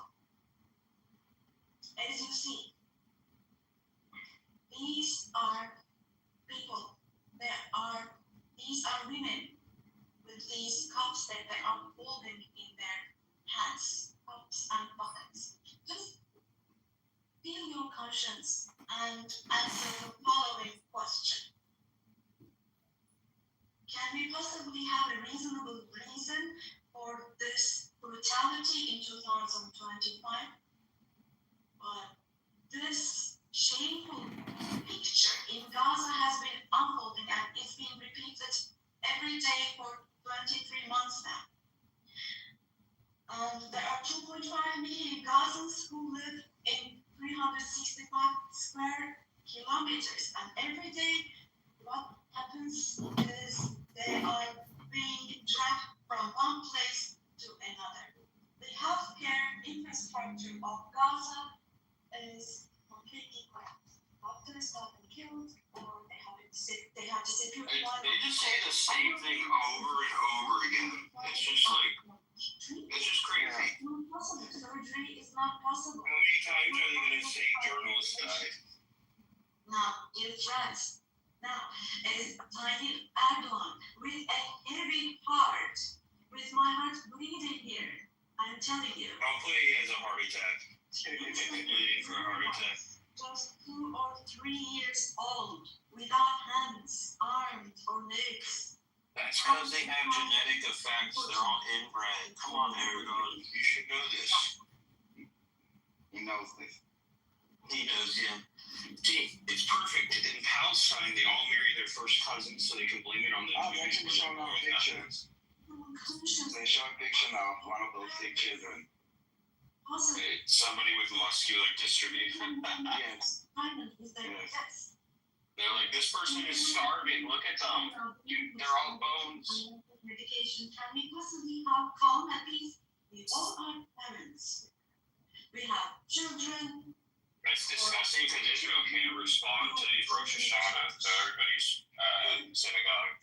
In America or in No, Biden is there at the UN. He's there? Yeah. hurts a child's hand. Yeah, it's crazy. They forced him to Yeah, not go to synagogue. Arms and legs. That's actually fucked up. They probably expected him not to come. Anesthesia. He's gonna be like, I stand here by myself because everybody else is in temple, but you fuckers wanted this today. To recognize, to make it a celebration of the Palestinian narrative. It's just so retarded how they do it. Like, all of this is happening before our very eyes. Our very eyes. They're all with the same text. yeah, they just say the same thing over and over again. Live. People are so sick of it, by the way. Nobody talks about this shit anymore, I feel like. It's boring. Deliberately killed 250 journalists. And a journalist again. Working in the Ooh, 250 journalists. Wow. I wonder how many of them were Hamas. That doesn't matter to Erdogan, though. No. They closed all the entrance into Gaza, but they still have not been able to cover up the genocide. I wholeheartedly support it. Remember how he got mad because they called the Armenian genocide a genocide? The ongoing genocide in Palestinian territory. And I would like to once again come They get to say it a million times, but the second you talk about a real genocide in Turkey against Armenians, they're like, we're not talking to Israel anymore. And you know what's funny? You know, there's this, what's her face? Anna Kapakondakoka. Oh, what happened? She's Armenian. She's literally Armenian. Yeah. I saw her saying some stupid shit today, and I made a tweet about it. I was like, sorry if anybody else is Armenian here, by the way. Just, this is a full disclosure. I'm going to say something anti-Armenian. But when I saw her, I was like, wow, all Armenia, like Anna Kasparian is like the perfect example of why Armenians are retarded. She is on a show called The Young Turks with a Turkish person as an Armenian. Exactly. She's on a show glorifying the people that killed all her people in Turkey. And all she talks about on this show is how much she hates Israel. It's just so retarded. Dude, what? And the worst part is, like, all Armenian people are like that. 19th Amendment. Yeah.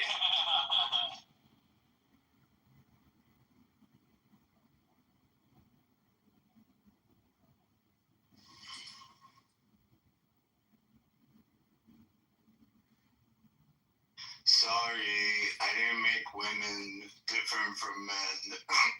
Not my fault. There's now like a meeting between Trump and Guterres. I don't know why they switched there. Maybe it's more interesting than. But it stopped. Okay, something happened. receive from different sources.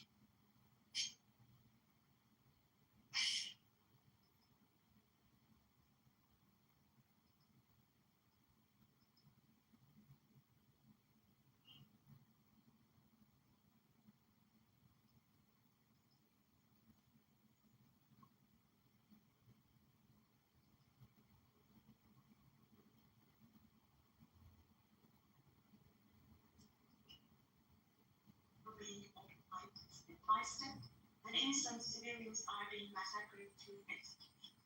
Moreover, Israel is not limiting itself to Gaza and the West Bank. By launching attacks on Syria, Iran, Yemen, and Lebanon, Israel is also threatening regional peace. Recently, an Israeli attack took place against a delegation meeting in Qatar. Oh, the poor terrorist leaders. No, that's so sad. I never heard about. Thank God that Erdogan is kind of reporting the news.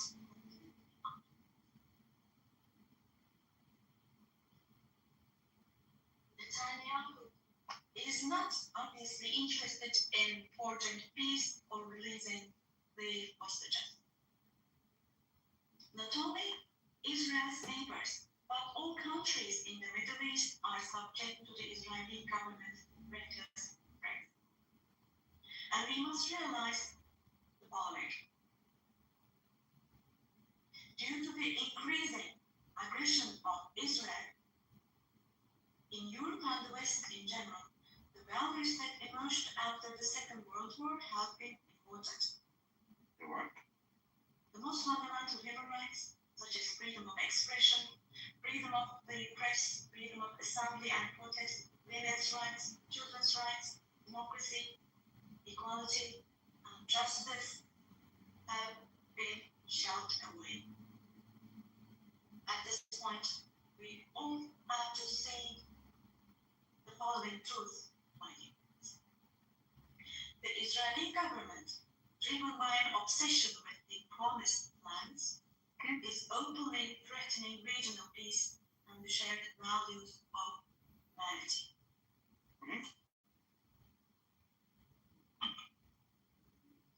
Three celestial religions. Jerusalem hosts all three celestial religions and a common inherited holy place, Al-Quds, is holy for all three religions.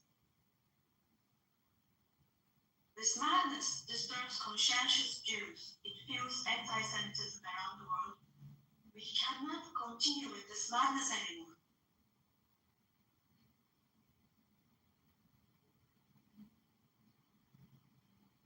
We have to have ceasefire in Gaza as soon as possible. Attacks should stop. Humanitarian aid should be able to enter with no obstacles. The genocide vis-a-vis the barbarity taking place in Gaza. Everyone who is keeping silent is accomplice to this barbarity. From here, I would like to call on all the heads of state and government. Today is the day. Today is the day to stand firm alongside the oppressed Palestinians and alongside humanity. While your peoples back home are reacting to the barbarity in Gaza, do show the courage to take action here. Fulfill your humanitarian duty toward Gaza, where children are raising children. On this occasion, I would like to say the following. There are peoples all around the world who are taken to the streets. Unarmed activists and volunteers from different countries of the world, academicians, students, journalists, everyone, all the defenders of Palestine. I would like to say to them, thank you so much. and clear paths and favorable winds for their actions. Esteemed delegation members, for 13 years, I have spoken to you from this platform about the oppression and conflict in our neighbor Syria. Just as I raised my voice today for the oppressed people of Gaza, luckily, for 13 years, I have also drawn attention to the crimes of the Syrians. Here, I became their voice and breath as well. The persecution that caused the death of 1 million people and that forced millions more to flee their homeland has, thankfully, become a thing of the past with the December 8th revolution. Our Syrian brothers and sisters opened the doors to a new period as of December the 8th. I believe that the people of Syria who fought against a bloodthirsty regime will also be able to carry the victory they achieved at great cost to its rightful place, God willing. We will support with all our means the vision of a one and unified Syria with no forms of terrorism, especially ISIS, being present. Free Syria requires securities established is what we're not. As stability takes root in Syria, winners for sure will be all the neighboring countries, our entire region along with Syria. And the brotherly countries in the Gulf, I would like to thank them for their contributions for Syria to recuperate. All the regional and international actors who share the same principles with us, God willing, we will continue with our cooperation with all those actors in the same manner. Esteemed friends, we hope that the nuclear issue with our neighbor Iran will be resolved through diplomacy as soon as possible. It should not be forgotten that our region cannot tolerate yet another crisis. Meanwhile, the stability, security, and prosperity of our neighbor Iran are extremely important for the well-being of our region. In this regard, we attach great importance to strategic. You do realize that Lonzo and many other people in this room are more extreme than Stephen Miller. Stephen Miller, that's right, ladies and gentlemen. It's not Stephen Miller that's the problem in America. It's you that's the problem in America, because you're even more extremist than Stephen Miller. You're just at the opposite end of the spectrum.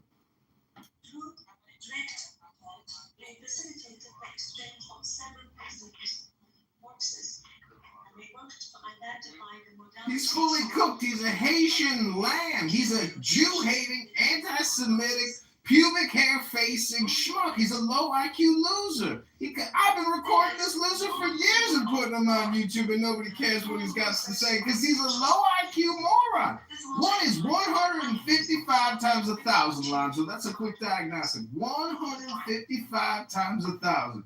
Go ahead, Lonzo. Let's hear it. We have encouraged the parties from the very beginning to establish peace between Azerbaijan and Armenia. We are pleased that steps were taken on August 8th, steps that will enable the establishment of lasting peace between the two countries. I'm glad to once again congratulate the President of Azerbaijan, Ilham Aliyev, the Prime Minister of Armenia, Nikol Pashinyan, and the American President Donald Trump, who contributed to this crisis, and I'd like to congratulate. On this occasion, I would also like to state that the normalization process between our country and Armenia is progressing as planned. Within the scope of the Ankara process, which is another of our mediation activities, we continue our efforts to resolve the conflicts between Somalia and Ethiopia. I hope that the parties will successfully conclude this genuine initiative as soon as possible. Distinguished delegation members, we have been implementing the Montreux Convention, which guarantees security in the Black Sea. And we have been implementing this convention impartially and to the letter for exactly 89 years now. We want to see the Aegean Sea and the Eastern Mediterranean as a basin of stability and prosperity where the legitimate interests of all parties involved are respected. We are ready for constructive cooperation on all issues, particularly on energy and the environment, and we expect the same approach from our neighbors. On this occasion, I would like to particularly underline that projects which exclude Turkey and the Turkish Republic of Northern Cyprus in the Eastern Mediterranean, such projects which exclude us will not be successful.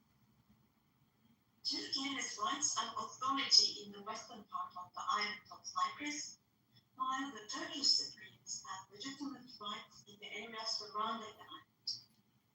An Eastern Mediterranean conference, which we have proposed before, would contribute to finding common ground.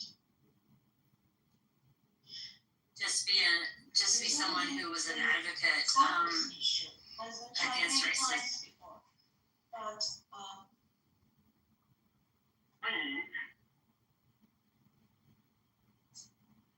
on the rigid style of the Cypriot side, no It was actually I saw a similar video with the boards, but it was a bunch of black kids raiding a jewelry shop.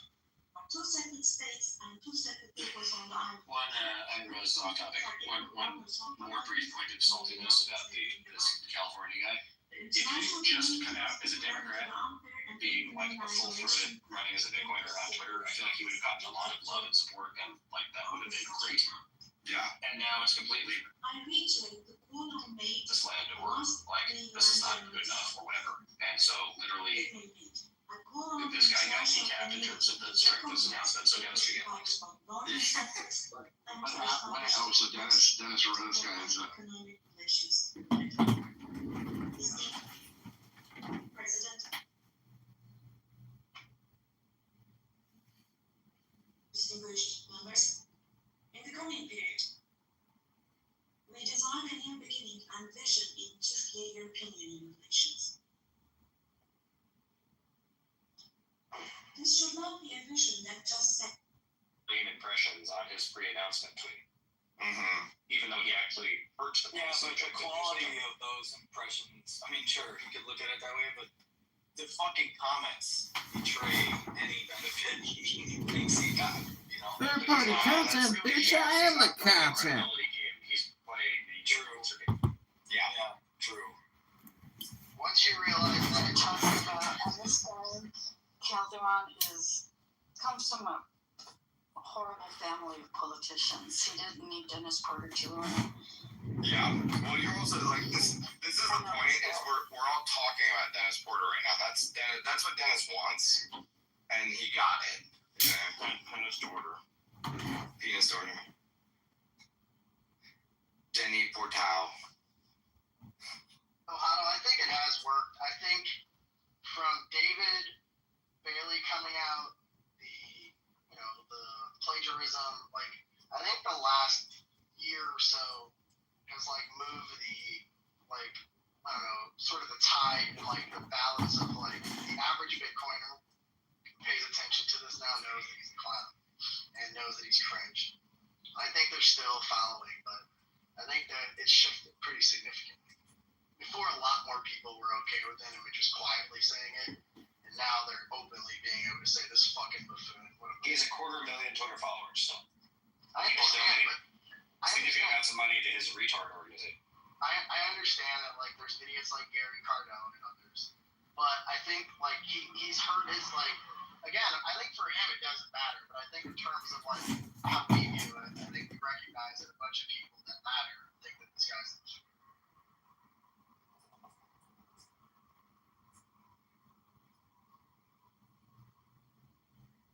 This guy Calderon, I'm sorry. Is somebody talking? No, I was just saying this guy Calderon comes from a family of Democrats who've been assemblymen, and that family has been in politics for years in California, and they're horrible. Yep. So Big nothing burger.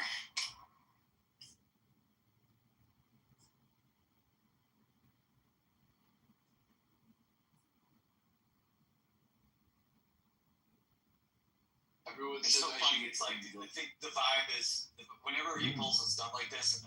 Maybe not so much for a lot of people in this room, but I get the vibe on Twitter is like they're skeptical but hopeful that he's actually got something real and legitimate with some meat on the bones when he's like, maybe this time Penis Dorter is gonna announce something that's, you know, actually interesting. And then it's just another letdown. Never. Not in the comments. I mean, people just don't like reality is the problem. Like, you know, there are people working on serious policy stuff. Yeah.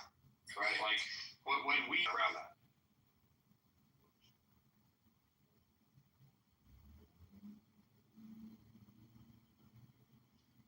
Like back in, like, I don't know, 18, 19, probably 17, like, there was, like, so much willy woo. Like, we knew it was bullshit, but it was still fun to, like, read.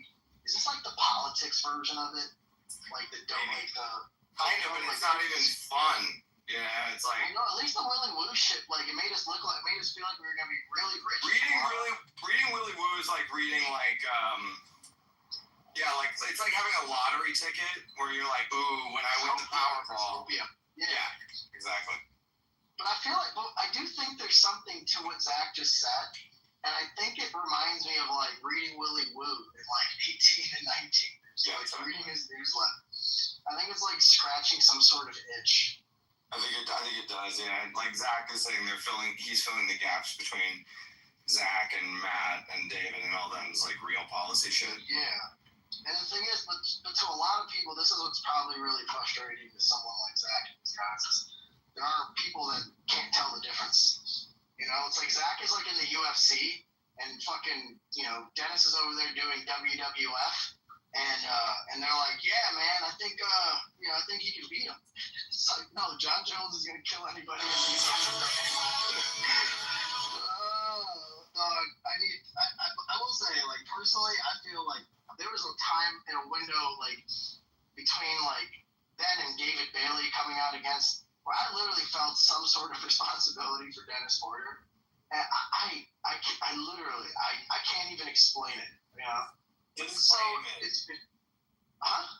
Disclaim it now. I go on fucking Twitter once a year just to make the disclaimer reminder. But I no longer will, because everybody knows that. Yeah. It's an apology. I sent an apology. Hey guys, I'm so sorry. This is my fault. You gotta say, I think that Dennis Porter is a force of nature, and that he would have done this regardless of you or not. Yeah, of course. I was just his first part of the affinity. The best thing I think the Streisand effect is my dominant lens by which to view most internet stuff, which is like, 100%. just don't talk about it. Don't put any focus on it. Don't put any attention on it. Because the more attention you give something on the internet, the larger it grows. Yeah, internet currency is definitely different, for sure. And if you let people know that you definitely don't want something to happen on the internet has a way of like making that thing happen, just to see like what will happen, essentially. So the best thing is just to be like, who? Dennis who? Who's that? Yeah.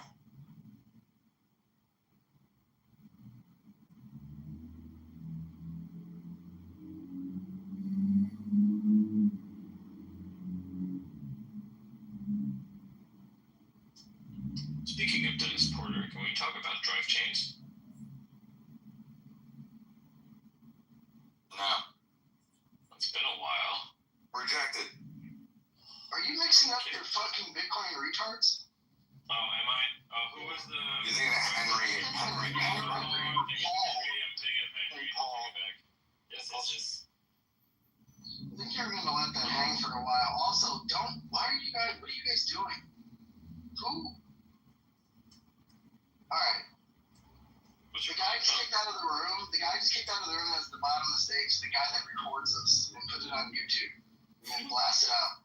Wait, is that a thing? Are we gonna do a YouTube channel now? Yeah, I mean, Also, can you guys either mod me or deal with the fucking chat? Also.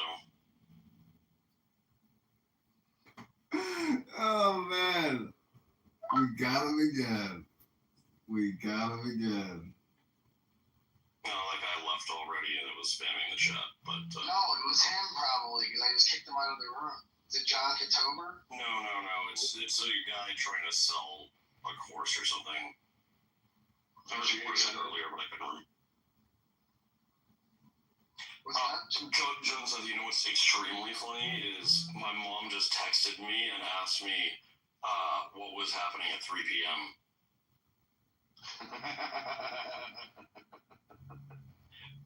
But she didn't. She doesn't know how to like use Twitter or like she could. So she didn't even know it was like she didn't see even what it was in response to. She just saw my tweet pop up. I figured.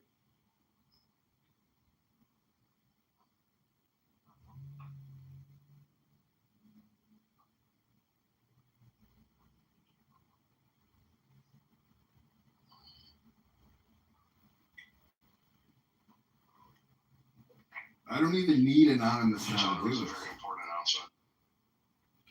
I'm literally recording the room without an anonymous. Yes, very never important. spend the time to look who in the audience is. I know. I think I know the answer, but is your mom talking about the fucking Dennis Porter thing? It was me replying to Johnson's tweet. This is a club of like the dumbest people in the So world. if they got to your mom somehow, Who make fun of people she for being somehow is stupid, in the but never say anything influence of Dennis intelligent. Porter, then I definitely do. Sometimes you hear like, it's more intelligent than the other rooms, but oh wow. Sandwich between that. Baby maker.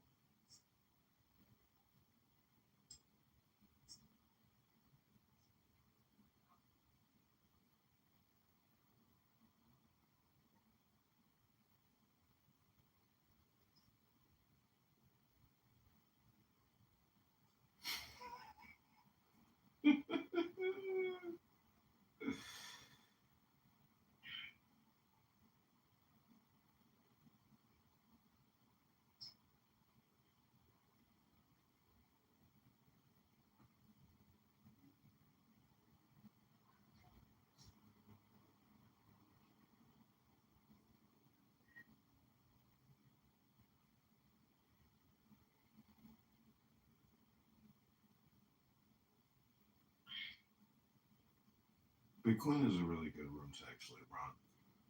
It's because it, well, let's see.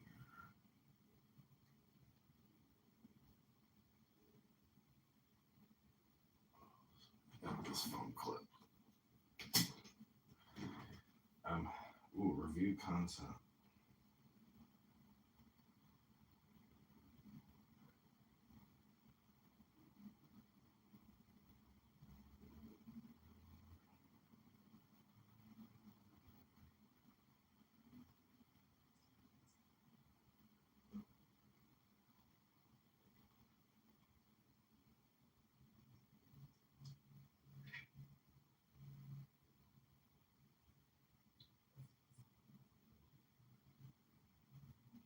I created this content. I own the IP and copyright.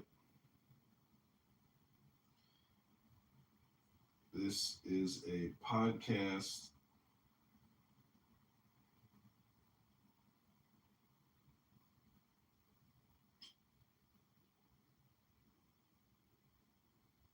No third party.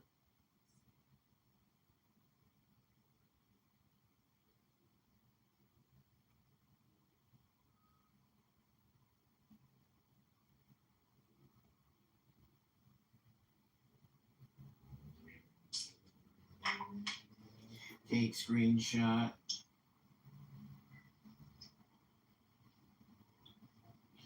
I've become that robot guy from Grandma's Boy. Taking screenshot.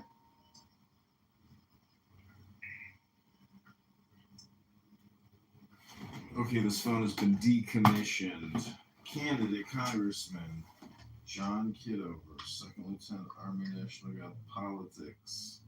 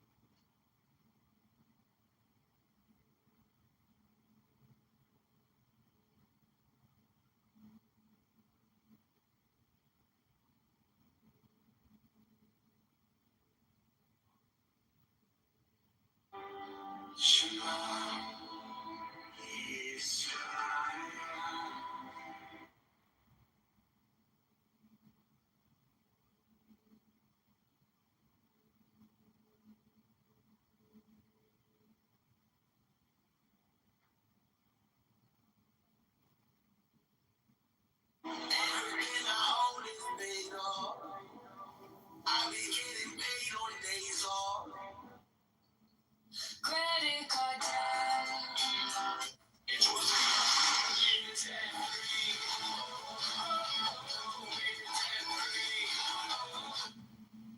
Hello? Oh, Dennis name dropped his friend that's running for California governor. There's a guy who might be running for governor of California who likes Bitcoin. Zach, how does it feel that Dennis is breaking more news than you guys? The entirety of the Bitcoin policy institute. Yeah, I'm just in awe. One day I'll get on his level. Instead of being at awe, I think you should start taking some fucking notes. I actually mentioned this. I'm doing executive media training, which is I think going to be helpful with news appearances, and I do think we can do a better job communicating, but we're not going to do clickbait. You're going through executive media training? Yep. That's awesome. I'm happy. That's really good. I think that will actually help you guys a lot. Stuff like that's always good. Fuck.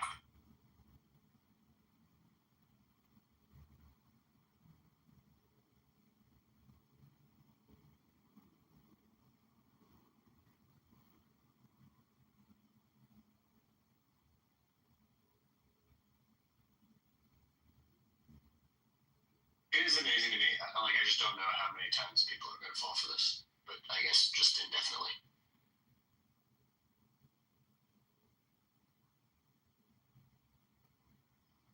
What is executive media training exactly? Is it just like development, like techniques? Like what is it?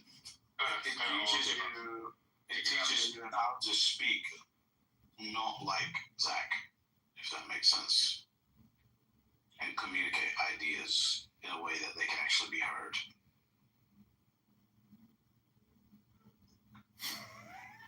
It's a lot of thing about different audiences.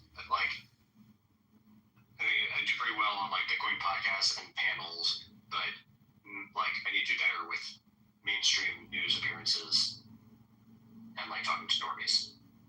Yeah, because you're really detailed. This is just lawyer training. You got to be detailed. Whereas if you're talking to media and fucking online peasants, you got to be able to say things in a way that penetrates very cleanly. Yeah, although I'm not really interested, I think, in online peasants like that.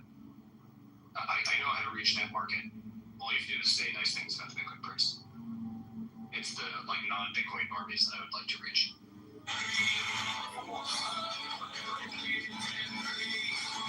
Actually, you would say stop fraud, stop spending, stop tax, and nothing more.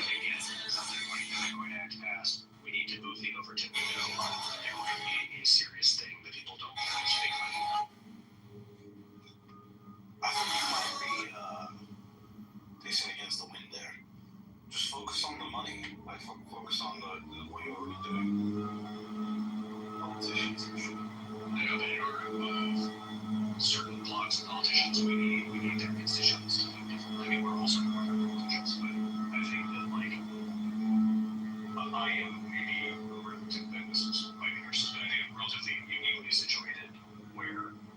can talk to the sort of center-left New York Times crowd that is a pretty important constituency to win over to get things like Bitcoin X passed.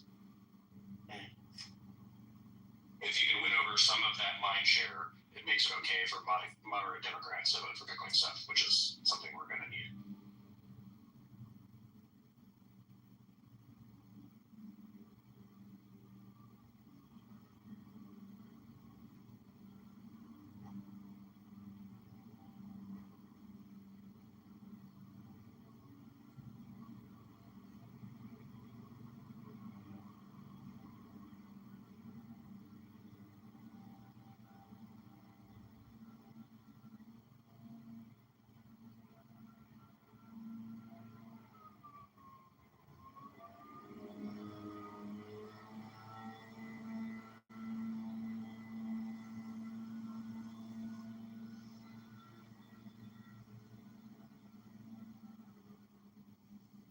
Do you think Saylor just had that innately, or do you think he went through executive media training? Saylor does not have that innately. Saylor is a fucking MIT rocket scientist. So you think he got the storytelling part of his thing through training? Yeah, I've had dinner with Saylor like almost one-on-four, and he definitely turns something else on when he's in front of the camera. The guy is one of the smartest people I've met, and fastest thinking. So.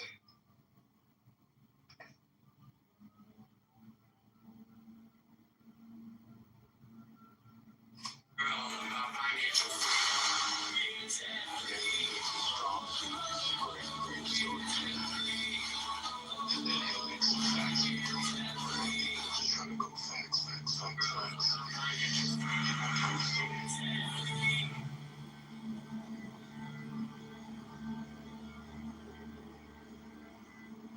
Work on your storytelling, Zach.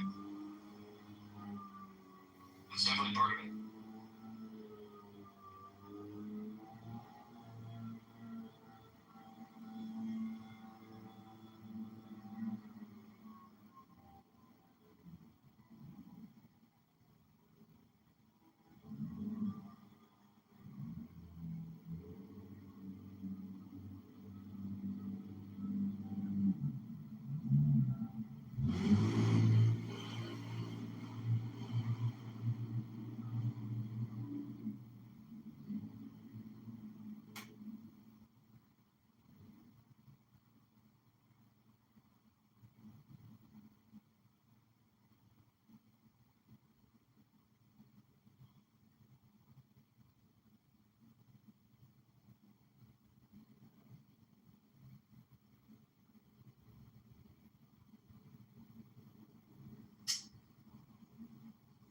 Welcome back. I'm Peter Sanos. This is a weekly roundup of my daily videos on the economy and freedom, where I cut through the BS and lay out what the gaslighting clowns pulled out of their hats this week and what is coming next. They see right here. For the first time in Trump's new term, inflation surged last month, hitting 5% annualized, up from just 1.9 over his first 6 months. Sadly for legacy media, it was not tariffs, it was federal spending, with the deficit up 20% over last year. Last week, the now infamous Bureau of Labor Statistics announced inflation, CPI, surged 0.4% in August, which is annualized 5% and double the previous month. Now, just last week, I talked about the BLS revising away 1 million fake Biden jobs, as in they're not very good at math, and independent price aggregator Truflation says inflation in August was 2% on the button, no clouds in sight. Still, the BLS remains the standard for everything from markets to policy, so let's break it down. Now, media was desperate to pin the CPI bump on tariffs, but in fact, just the previous day, wholesale PPI inflation came in at an actual decline, as in tariffs are not passing on. So what is driving CPI? The biggest were energy and food, which are both domestically produced, and above all, housing, which is not imported but is measured on a goofy 9 to 12 month lag, meaning housing is still running on Joe Biden's fumes. And considering housing is 36% of CPI, that's a lot of fumes. In fact, since Trump took office, BLS says housing inflation shelter is up 2%, when actual housing prices, according to the Fed itself, fell 3%. In fact, take out the BLS's goofy housing costs and the entire jump on this month disappears in what CPI will turn.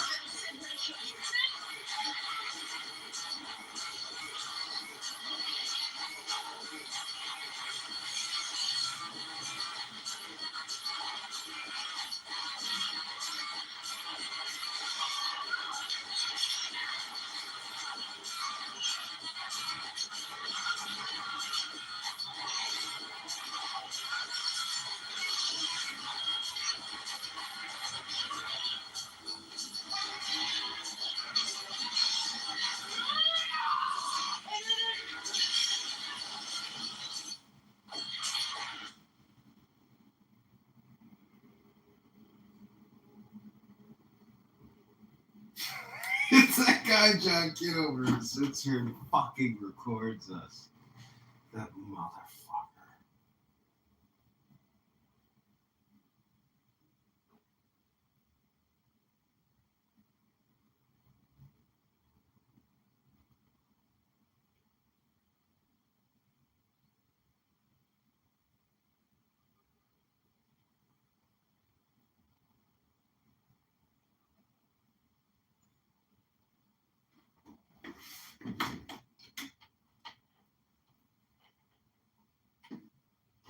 Damn, my paperwork sent off. We in the end zone, baby. They said 24 to 48 hours of processing, bro. Soon we'll be able to see how down we are in our broker accounts rather than calculating it on the phone. It's perfect. All of it's perfect. At least it's in the brokerage. And now you prove that it's there right now. Ay.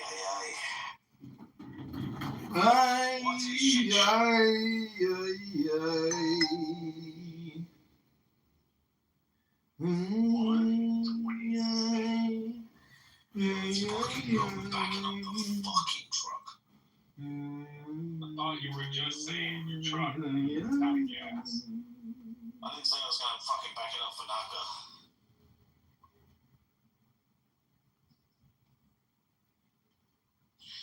I try and move the truck in Naka's direction and it just fucking stalls out. Good morning, Heather.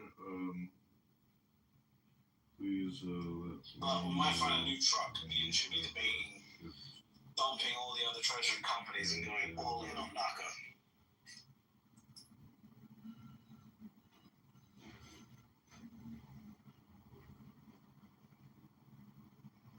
See, you saw 105 British. Yeah, I fucking hate the Jews, you know that? Whoever said that, that's fucking...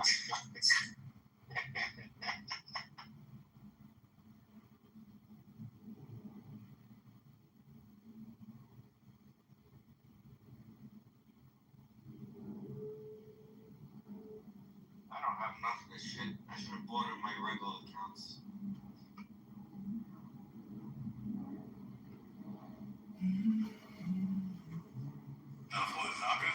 Was he in the Jew pipe?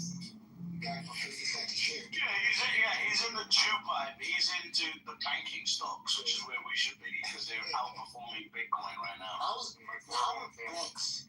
That should have been a Fucking Citigroup. They're murking Bitcoin. Oh, look at us. We should have been a fiat talk. But we are fiat. We are. We're buying Naka.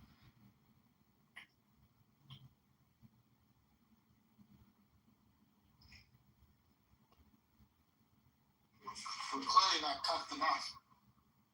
Exactly.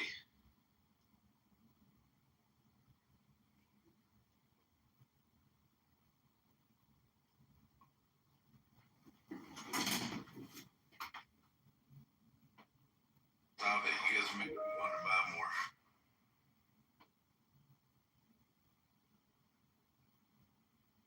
What do you buy more of?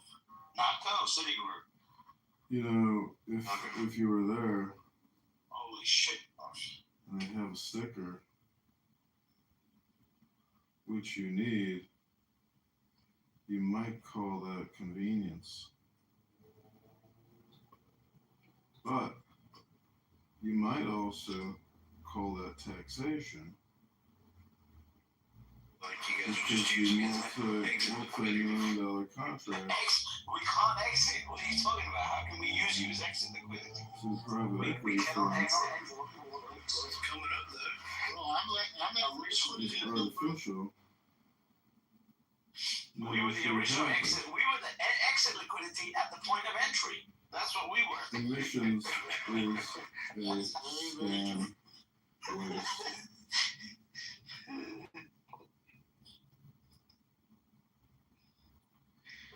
Yeah, if you were there, and you have a sticker, which you might call that convenience.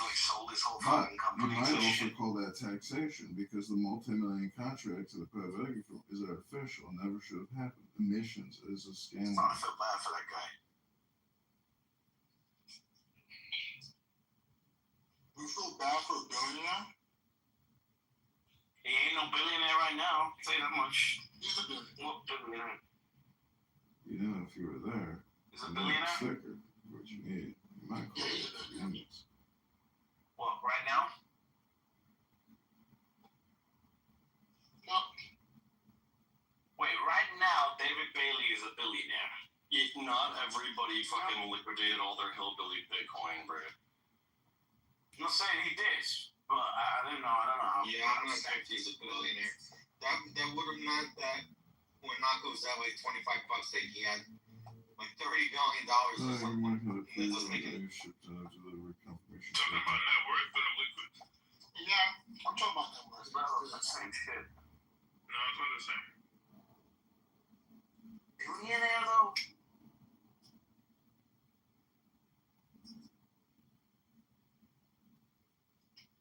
David Bailey just posted. In typical mid-cap pipe transactions, 50 to 70% of shares are liquidated within the first 2 weeks. I've been monitoring pipe progress every morning, and I think this jives. Almost through it. Pipe progress? The fuck does that mean? We don't have any shares to liquidate. Oh, Yeah, we don't. other people do. The bigger investors, they got it before us. No fucking way. I thought we were all in the same pipe. They got different pipes? We're in the pipe is real? We're in the SPV, which is like, you know, That's the gay pipe. We're in the gay pipe. In British, you only have to have 8,700 Bitcoin to be worth $1 billion.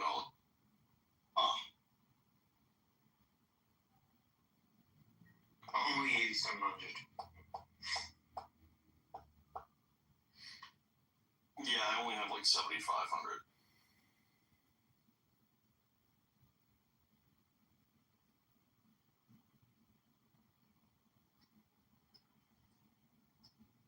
Now, what I was saying earlier, I believe David is already a billionaire, and they were debating me on that, and I'm like, nah.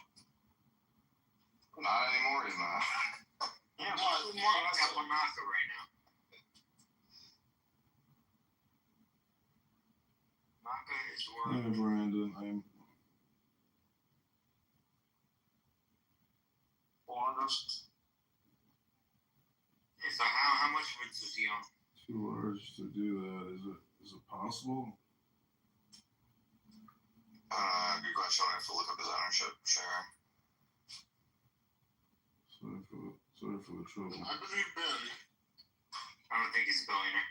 with all of his Bitcoin holdings, and all the money he's already made seeding all of these other treasuries, he's already there.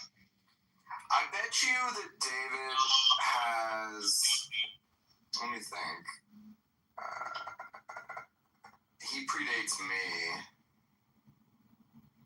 And he's a retard who's very aggressive. He has a couple thousand Bitcoin.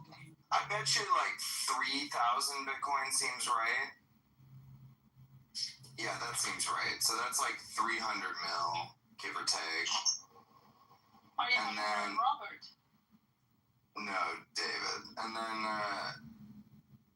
ownership. And like, how much does he have at UTXO? UTXO performed very well. So maybe he's got 100 mil over there. And then maybe he's got like 200 mil. So like 600. That seems about right. So when Naka was at its peak, he was probably a billionaire. But right now, he's at like 600. That seems right. He's at 600 now. At Naka's peak, he would have been worth like 30 billion. Loser show. He might have been on paper. Bitcoin retards. Never reads the book. More than half of his net worth It's comes from his personal $600. How does it change my life for me? You're not keeping up with this ultra high net worth for So let's say he has 200 million Naka right now. Oh my god. At $30 a Naka, that would have been like $6 billion or something. Bro, if I'm not down 80% on Naka, what the hell's what the hell is this? I see it at 127. When did you buy? Bro, I bought the last dip like 3 weeks ago. Oh, yeah, you gotta buy the recent dips. Holy crap. Dude, I went on vacation and didn't look at the price come back. It's down 80%. That's crazy.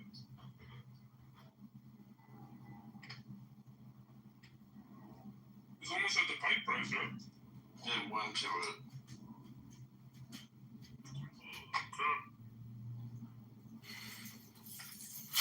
The lower pipe. If I remember correctly. The second one back? Or the 110 or whatever. Well, The $5 pipe niggas are in shambles. they are. They really are. Yeah, when someone tells me that they're going back to a 5 a.m. club because there's too much to get done, I don't like that. Wait, what do you mean? David Bailey said, I'm going back on 5 a.m. club, too much to get done. Steamroller cometh. Yeah, you should already be on that. Yeah, I don't like that shit. Why are you not? Stocks just dropped from 15 to fucking, $1.20. Like, why the fuck? You already not waking up at 4 a.m. in the You morning. should be sleeping on the factory floor like Elon Musk.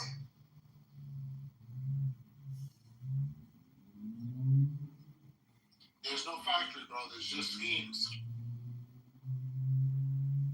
You should be scheming at 4 a.m. He needs to be sleeping on the fucking scheming floor. Alright? Get all the other schemers around you and sleep on the floor between them.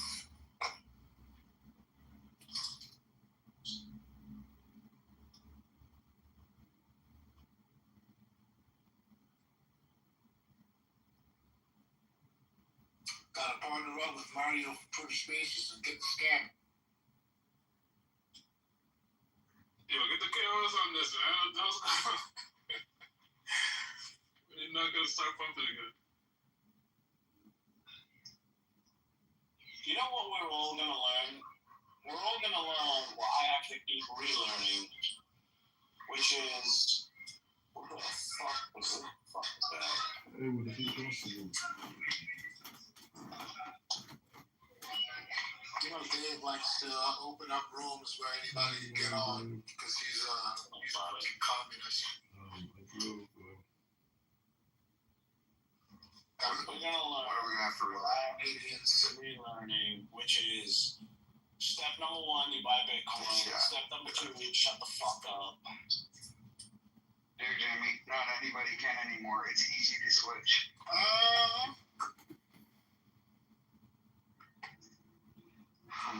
Get on a Bitcoin stage, so you just gotta let the randos up. Asa's friends are low-key dumb as hell. Those are Asa's friends? I don't know, but every time I meet one of Asa's friends, I'm like, this motherfucker is dumb. Why are you talking about British like that? British is my friend. He's not Asa's friends. Damn right. Conference video call? I mean, I knew British before any. That's true. He's friend. I wouldn't have met Asa if it wasn't for British. I blessed your life. Asa's cool. It's just some of the people she hangs out with are retarded. I'm glad So you Don't call the Jews retarded, Pablo. That's not nice. Black British stripes. He stopped trying to be Andrew Tate. Oh, before the meeting, yeah. Back then, he was a lost soul trying to talk to these hoes. That was when Kevin Samuel was really popular. Before the death, Kevin. Yeah, he got cut down in his prime. They cut my boy down in his prime. We just was trying to squeeze these hoes. Gotta leave them alone. Did he die hooking up with some young girl? Went out like a boss. Man, the funniest shit he ever said was when he told that one girl, he was like, "What do you think you are?" She's like, "8," and he's like, "You look like a middle linebacker.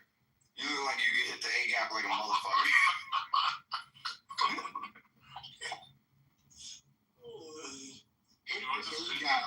Was the most ridiculous shit I've ever heard. It's fun. It's so funny. So funny. Because I know the A gap. I know that's between the center and the dog.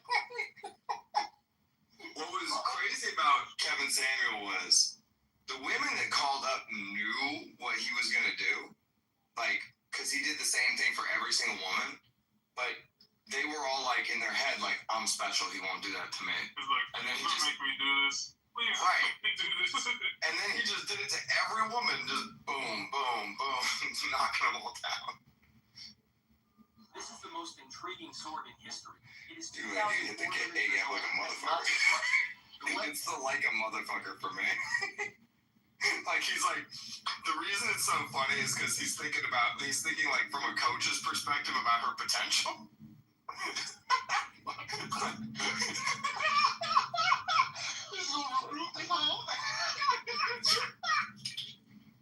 Like, young man, come here. You look like you can play middle linebacker. That's how he's treating her.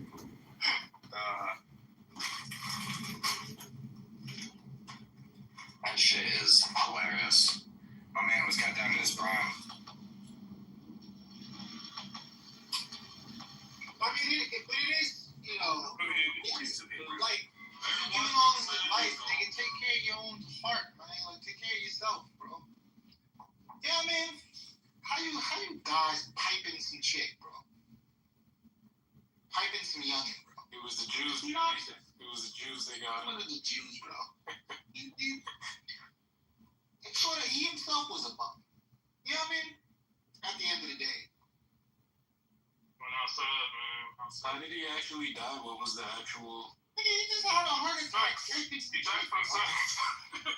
Too much Viagra. He's probably taking pills because he's a fucking bum. He's trying to Take a Cialis. like that's like like you're a loser. You know what I mean? It was all nonsense. Well, listen, when you're a 50-something-year-old man and you're obsessed with pussy, that's loser shit right there. You know? It's loserish to be obsessed with pussy when you're 35. So it's really loserish when you're 50-something. Like, when you're 50-something, bro, I was talking with Jason Williams about this, and we both were agreeing about this, which is like, when you see an old guy in, like, a fucking Ferrari or a Corvette or something, and he's like, "Look at me." It's like, that shit is always sad and pathetic. When you're at that age, you're like 60, you should be, like, surveilling your land.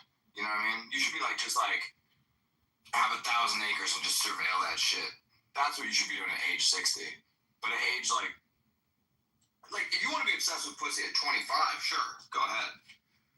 No, nothing wrong with that. But, like, at 55, nah, you're a loser.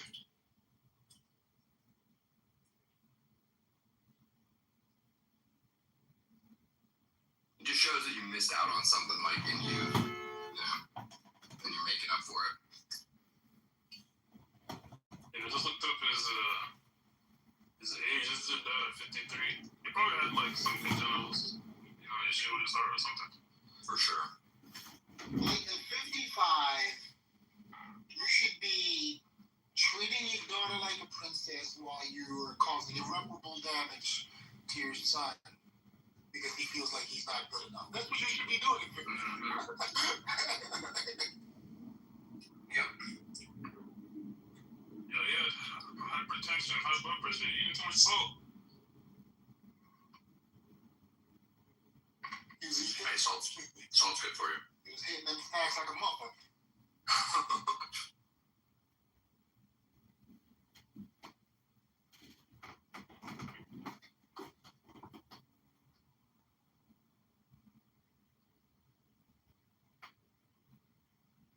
You ever see one time he had Nicki Minaj on there?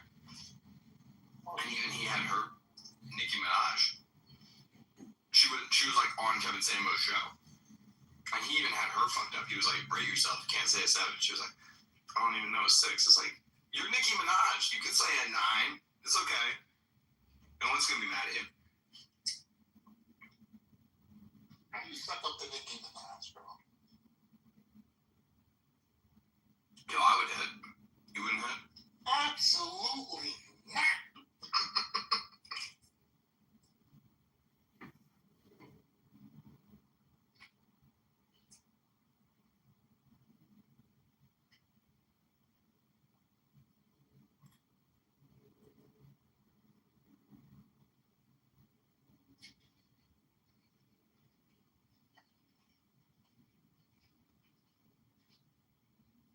Harley, you ain't never had no chocolate. Relax. Chocolate. It's the implants, bro. You see the implants? He won, bro. The legs don't match, Hollow. I think black girls are attractive. It just never happened, you know? Like, naturally never happened.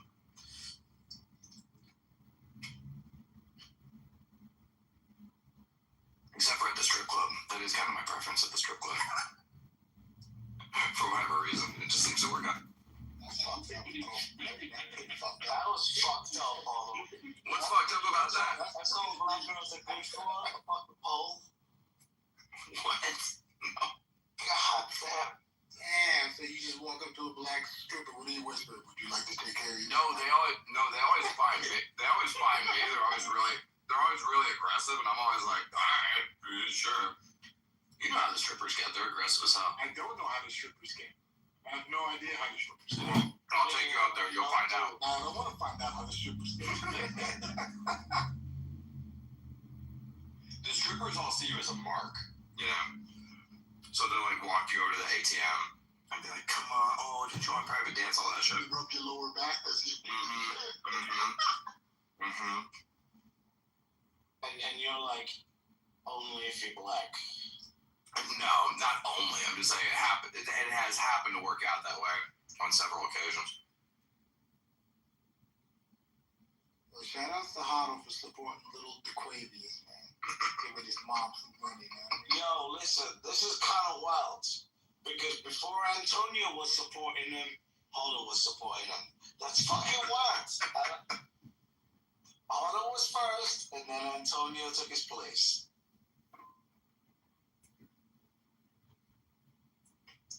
I have to say that the strip club does suck. I don't understand. Like, I end up going, you know, sometimes when people want to go, but it's kind of just pointless. You know? It's the opposite of fun. The only That's problem really not that with the fun. strip club, the only problem with the strip club is the smell of strip club. The smell of strip It does club. smell bad, yeah. It's bad male odor because these motherfuckers don't get laid. They're like not good hygiene motherfuckers, or they've been drinking all night, sweating all night. Number two, the smell of really bad herbal essences, whatever that cheap shit is, plus cigarettes, plus male body odor, plus alcohol. That concoction does anything but get my penis hard. Anything but that. But otherwise, yeah, I'm fine, whatever. The shit goes. On my bachelor party, I subverted my bachelor party because I was like the only one sober. Basically, by the time we got to the strip club, nobody realized that I wasn't there. I was like home by like 11:30, and everyone was still at the strip club. And the next morning, everyone's like, "Yo, what the fuck? What happened?" I was just it's at the gym, 5:30, 6 o'clock. I like naked women, but not at the strip club.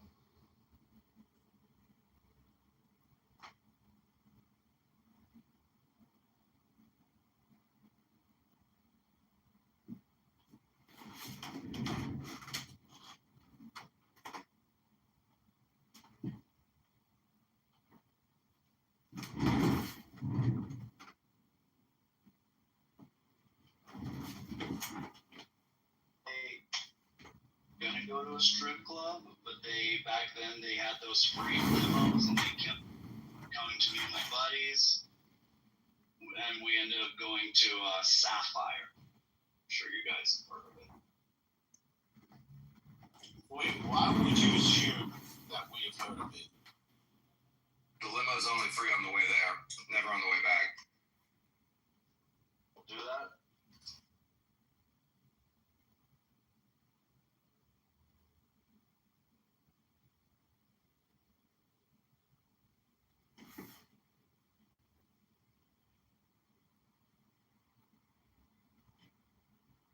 Every time I'm in a limo, it feels like forced fun.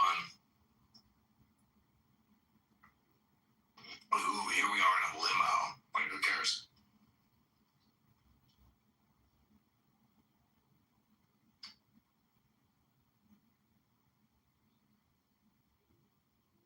Just when you're young, like, oh wow, first time in a limo.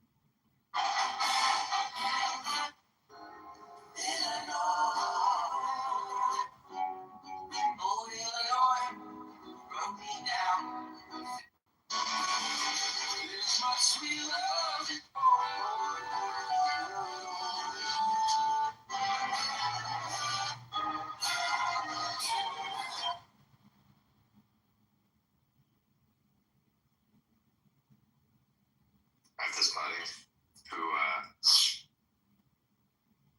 was talking to the other night, and he's like, you know, he broke up with his girlfriend, and he's like living in LA, and he just, you know, he doesn't really like living in LA, and this and that, and whatever. And he's from here, and he was like, he like wants to come back here or whatever. And I was like, do it, you know. And he was like, yeah, I should. Like my mom said, like if I do, she'll give me like $200K to buy a house. I was like, she'll give you $200K to buy a fucking house, like as a down payment. He was like, yeah. I was like, and why are you not doing this? Like, why have you not jumped all over this shit? And he's like, oh no, and you know this and that. And it's like, bro, you're paying rent in Los Angeles. LA vibes, bro. Right, like you're paying rent in Los Angeles. It's expensive as fuck. It's like, you know, $3,000 a month for rent, right? And you don't even like have a nice place to live. It's like a you know, whatever kind of apartment. And like you broke up with your girlfriend. You got nothing going on. You don't really even like the people there. You don't really like living there. You know, your mom is willing to give you basically $250,000 for free to just fucking come over here and buy a house and shit. And he works remote. He could just pick up his shit and move anytime he feels like it. And the minute he does so, he doesn't have to pay California state tax anymore. So you get like, he makes like 120K a year. It's like you get to keep an extra like $9 grand of your money, or like $8 grand of your money. Like, bro, what is the? This is a no-brainer. And he's just like, yeah, I don't know, you know, like, I don't know, man. I'm thinking about it. But like, bro, why is this like a thing in today's day and age where like so many people are so racked with indecision all the time? Like, this is just such an obvious no-brainer, slam dunk. Like, of course you do this. You know, there's no relationship. There's not really many friends. You got money waiting for you in the other city. Your job is remote, and you know people in the other city. And there's no income tax in the other city. Like, what is to be racked within it? Like, I find this, like, it's not just him. The reason I'm complaining about it is because I find this with so many males in our generation. And I wasn't even, like, I wasn't even getting mad at him or anything, but I was, like, trying to, like, compel him to action, which is like, hey, dude, get the fuck up off your ass and just start making some things happen. You know? Just do some shit. It doesn't even have to be the right shit. Just do some shit. Just make some moves. But like, I don't know. It's like a millennial aged male thing where they're just like, oh no, you know, could go either way. And then they just sit there doing nothing.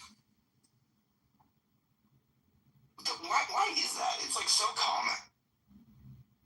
Is he in tech? Nah, he's in like hospitality. Does he smoke a lot of weed? He used to. I don't think he smokes a lot of weed right now.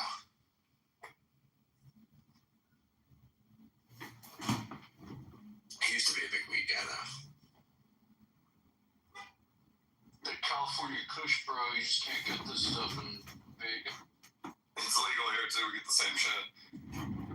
But, I mean, dude, if you were in his position... Well, like, 200 grand is the part where it seems like a pretty easy decision. It's a no-brainer. Absent that one, like, whatever, like, it depends on how you're doing, like, maybe you grow better even if you can be remote, like, are there people in Vegas or whatever in LA that are doing the thing, you're better off being there. Like, you can understand, but, like, you can get a free house if you can. Like, that seems worth it. Dude, houses in Las Vegas, like, for like a decent $1 million house in Vegas is going to be very nice. Like, it's not. Dude, a decent home in a decent neighborhood is like $600K. You know? Right. So, like, $200K is 30% of the home value. Like, and when you move here, you're paid less than you currently pay in rent. It's a fucking no-brainer. And he works in hospitality.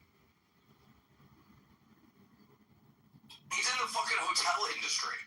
Yeah. This is Las Vegas. Vegas is well, actually, I guess whatever. There are rumors that Vegas is in a downturn sort of with the hospitality stuff right now. Yeah, but it's the hospitality industry is popping. It's cyclical. It'll come. Bro. Like, bro.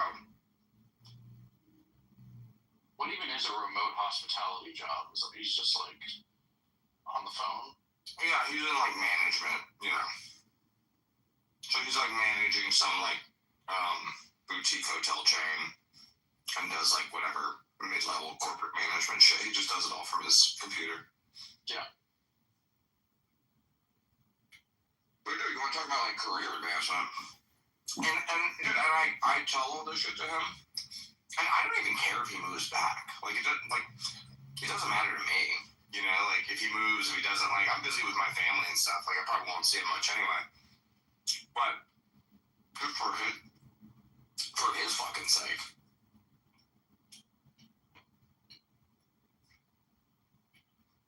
I'm telling you, dude, this is, like, common. It's really common. Young males just feel like they can't make a move. And it's like, dude, just make a move. Any move is better than no move. You know? There's a guy who's 37 years old. And I'm like, I I'm like, what do you really want out of life? Like 10 years from now, what do you want? You're 37 years old. You know, it's time to stop being a faggot. And he was like, I'm gonna want to have like a family. And I was like, okay, well, I was like, bro, you know you're getting kind of old, right? Like, I mean, like, yeah, like dudes can have a family whenever, but like the type of girls that are gonna be available to you, you're not like a super rich guy. Like you make, you know, like 120 grand a year. I mean, he's like a decent looking dude, but it's like, you know, you're not going to get the same options of women that were available to you 10 years ago. And if you wait another 5 years, it's only going to get worse. And the average LA girl is going to be a lot less satisfied with 120K 37-year-old than not at all.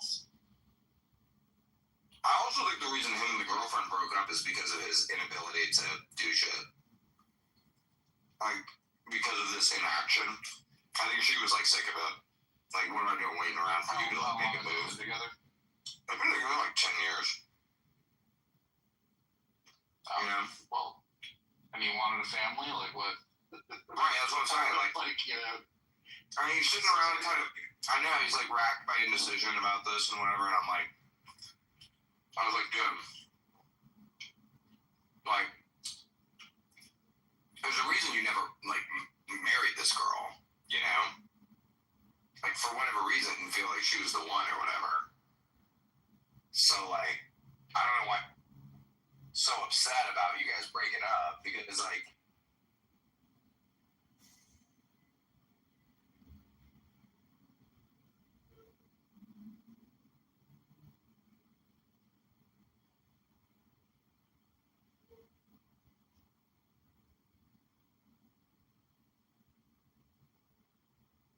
it's like this.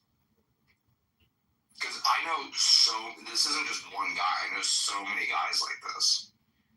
And they're all in the same sort of just fuck around nothingness void of like, they don't know what to do, they don't know if they should get married, if they should not, if they should keep acting like children, if they should grow up, if they should buy a home, if they should keep running, they just don't know.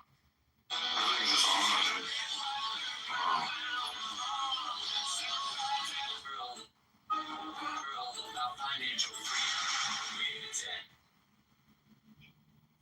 I know so many people like this.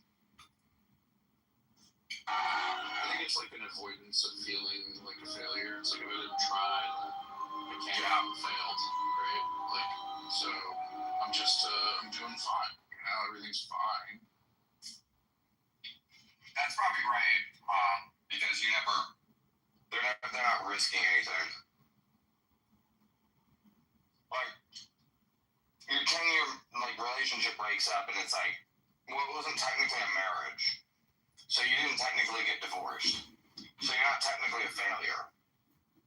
But you're feeling all of the emotions as if you were, you know? Like, I think that's what's going on with them.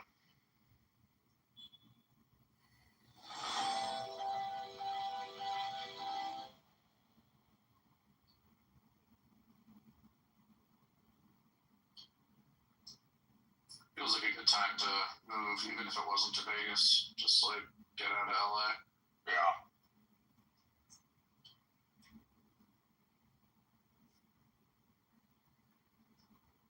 He's always like, why don't you come visit me in LA? I'm like, bro, every time I'm in LA, I just want to get the fuck out. You're like, I was actually just there, but I was with my family, so you're on top of it. Well, going to LA too is like, or anywhere in Southern California, it's very specific. So like, if I'm in Anaheim and you're in Malibu, we might as well be a million miles away from each other, you know? Right. Because like, it's like, I'm it's not almost going even weird to like ask them to like come to work, because it is like such a, it is basically a trip for them. Like, it's like a, you know, for normal people, other parts of the country, like that would be a weekend trip, like the amount of traffic you have to go through to like get to that other area. There's like a guy who like will be like, why didn't you hit me up, dude? And it's like, dude, because I'm at Disneyland with my kids, you know? So that's the other thing, these Peter Pan dudes, they don't like understand like normal life, you know? It's like this isn't like, we're not in college. I can't just like go have like, 9 beers in the middle of the day with you. Like, I have shit to do. I'm like managing like little kids and a family and like my finances and like so many things, you know? Alright, 4 beers, bro. I really just want to like help like get these dudes out of their fucking dumbass fucking misery bullshit, but I can't do anything to change it, you know? Like, this is a guy I've been talking to about Bitcoin since it was at $200, you know? For years. He's probably had 1,000 conversations with me about Bitcoin. Still no Bitcoin? No Bitcoin. Does he have some XRP at least? Dude, he had $300,000 from this like car crash he got into. He got like a settlement for like $300K. And he's had that shit for, I don't know, 10 years, you know, and it's still $300K. And I was like, are you not like investing it or anything? He's like, no, it's just like in like, whatever, like mutual, like what's this shit, money market accounts. Like, why? I'm so confused by all of the behavior. That I find really hard to believe. Like, I would just think he would have either spent it or have turned it into like a couple $1 million, you know? Like, no, it's neither. That's the weirdest like result. It's just still 300K. It's very strange. He's like stuck. He's like committed to being stuck in place. And dude, it's like not hard. This is the thing that always like gets to me. It's like, it's not hard to change these people's lives and circumstances. It's really easy, in fact. But it's extremely difficult because they won't let you. You know, they're like, you can't put new information into their brain. Like, I could go to you, David, and be like, dude, I just heard about this thing where, like, if you do these steps, you can get $500,000, like, practically for free, and there's, like, zero risk, right? And you would be like, what is that thing? And you would want to know if it's bullshit or not. But you would be genuinely interested in it, right? Yeah. If I came to the same person, like one of these people with that, hey, dude, I know how you can get $500,000, they would be like, oh, that's cool. Yeah? Oh, yeah? Oh, cool. Cool, man. They would brush me off, you know? That's the point where I'm always like, okay, what am I doing? What am I doing trying to help? I feel like he's probably going to move back to Vegas. Like, the free house thing just feels like hard to say no to. It is hard to say. Even if he is in this, like, inertia run. I'm going to check in on this guy in a year. He's still going through the same industry. Yeah, I mean, him having the 300K, still the 300K, that makes me a lot less certain that he is going He'll move back and then he'll be depressed and he'll want to move back there because that's what happens. I have friends like that too. It's like they're stuck in the past and that's all they do is they want to live like this, the past like life they had like when they were in high school. And it's like they don't want to like, advance their life. And it's like you tell them. That's what's up with him. He's totally stuck in the past. He can't stop thinking about like all the good times and all this kind of shit. And I was like, bro. It's past. It's like you're gonna move on with your future and get. It's over. Yeah, that's what I was talking about. I was like, you got to think about the future. Like, what do you want your life to be like in 10 years? Yeah. Right. They're just like, yeah, someday. I'm just like, right. My thing.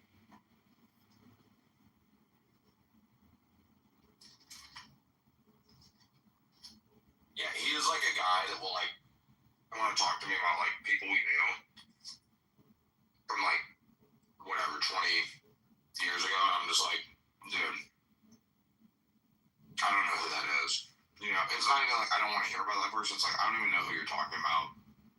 And he's like, oh yeah, we used to like hang out with them at the fucking movie theater and shit. Like go to the skate park with them. I was like, who? Like what? Who gives a fuck? It's so confusing. campaign to elect county congressman has begun buying ads on Meta to defeat Darren LaHood. People will donate $100 to help him run more ads in District 16 to defeat Darren. Defeat Superhead and taxpayer Darren LaHood. Kind of moved back to where he came from. Is back out there doing basically nothing again, just sitting around like, oh, I pay for my apartment and just sit here all the time, you know, and complain about everything. So, yeah.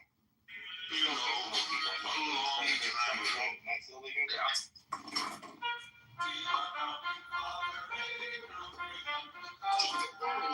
It's just like there's not a way for someone else to do it. It's just literally you just have to start fucking caring. And like it's really not that hard to advance yourself if you just fucking show up each day. Like you don't even have to show up every day. It's like show up like 4 or 5 days a week. Like that's it. Like, they just don't have the initiative to do what they need to do to advance themselves to the next level and to come like to the future and like, you know, get an actual career or something like that. It's like they just sit there and they want to live whatever life fantasy they live in. If this guy was my son, I would want to wring his fucking neck. Like, it drives me up a wall. It drives me insane. Like, if I had a son like this, I would literally be going fucking crazy. Oh, but his parents don't like that. That has to be the next thing. Their father, like my friend, his father died. He just considers him as his father now. Oh, I miss my dad. I wish you could talk to him again. That's what's going on with my friend. Yeah, his dad died, and he's just sitting there mourning. And I was like, bro, it's been like 3 years since your dad died, dude. Oh, like, yeah. It's like it was just yesterday or something all the time. I mean, miss your dad. Like, he's your dad. Miss him forever. But like, bro, you gotta get on with your life. It's not honoring your father to like. Your father sacrificed a lot for you to be born, and it's not honoring him to sit here and wallow in grief for years and years.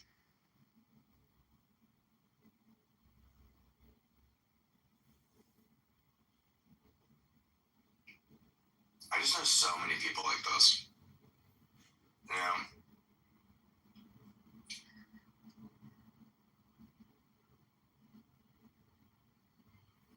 Did you play football in high school? Maybe that's what it was, too many hits to the head. No. Not even. Just skateboarding now, so still gonna have some hits. There you go. Yeah, you were the head of the round. There you go. He was a popular guy in school. He was probably like the most. You know, this is the thing that's funny is like, so when I met him, he was probably like the most popular guy in school, and even just like being friends with him made me popular like out of nowhere, you know.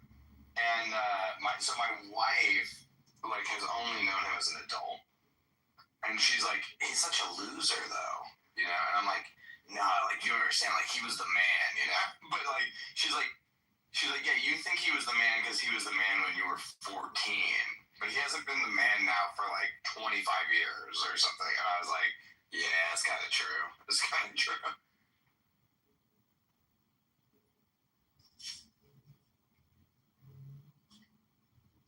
You know what? Just get him the little Chinese handheld device with Tony Hawk Pro Skater 2, and he's all set. There you go.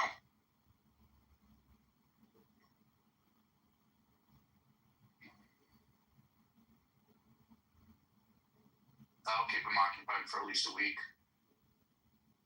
Gotta beat the whole game. Unlock him. Man.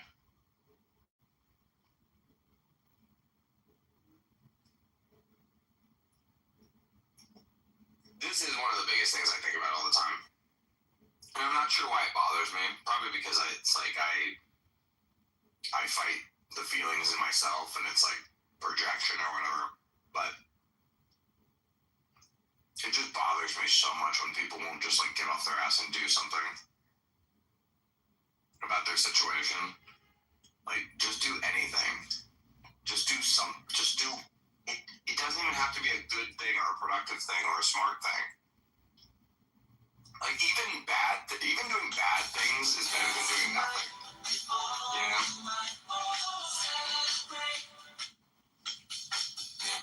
Just like, take a chance, man. Yeah, I mean, just do shit. Start selling drugs or something. Mm-hmm. Become a Walter White.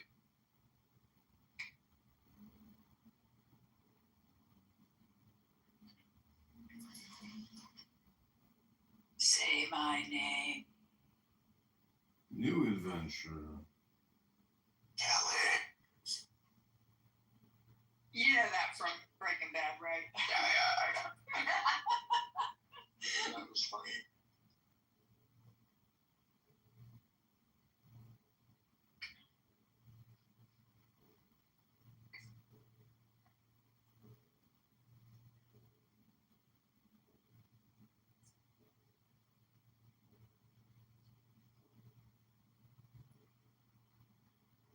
Canada Congressman John Kitover Service Connect, a disabled veteran, has been accused of stolen valor and fraud in Clubhouse by Brad Stauffenberger. PM claims at Texas Children's Hospital. Audio and video recordings have been made of the campaign lead team's parent fell so slander defamation. You know, it's funny. My friends where I think this could have happened with, they just all had kids young, and then they kind of figured their shit out. Like obviously it doesn't always work out, but like those things that can fix this. Even the people I know that are losers that had kids are less losers than they otherwise would have been. You know? Both of these guys are just like mediocre lawyers. But like they're doing perfectly well for themselves, you know? Like they just you know, went to a shitty law school and, you know, do whatever sort of ambulance chasing, petty crime, defense, whatever kind of stuff. But yeah, the kids are doing well. It's, you know, it's worked out. Yeah. I think with when you go to an Ivy, I think your baseline is a lot higher. No, this is from high school, but it was a really good high school too. So yeah, but you went to like prep school, right? Yeah. Yeah. So when you go to like prep school, you know, Ivy, the baseline is a lot like higher than it is in public school, state school. You know, people can really fall through the cracks. They both did go to public, like, you know, state schools for college because they fucked up the prep school too, right? Like, yeah, they had C's or whatever at the prep school, which like was kind of hard to do, right? You had to like actively just not do any work in order to like get below a B, you know. But they were both like pretty good at sports, so then they still got into like decent, you know, state schools. And then just again, like completely blew off college. One of them ended up dropping out and joining the Navy. But yeah, then he got a girl pregnant and then like finished college. You know, went to shitty law school. He's doing pretty well. They've got like 3-4 kids now. There you go. Just being gainfully employed and having a family is a huge success in today's day and age.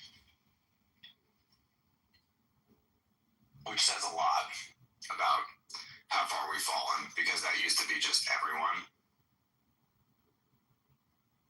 Well, and to be fair, the other guy that was a part of this group fucking OD'd. Like, that's it. So those are the outcomes. It's like, yeah, and like easily could have been that, you know, just they, whatever, got lucky on that, or didn't get unlucky on that, I guess is really the way to think.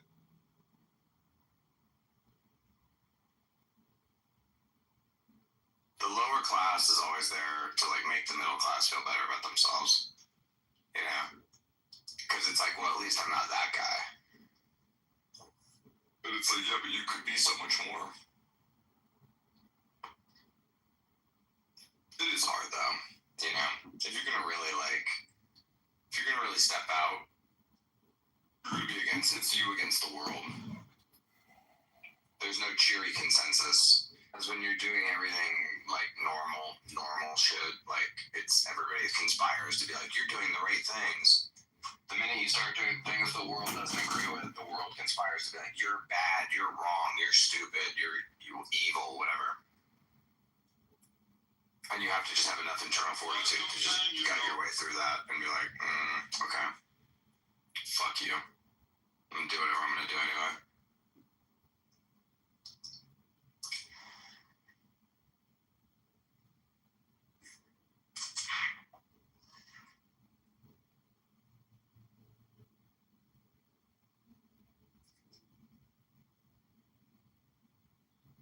Howell is live. Should we listen to him?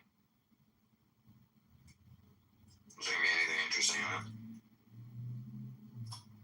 Well, I wonder why he's live, I guess. Who's live? Powell.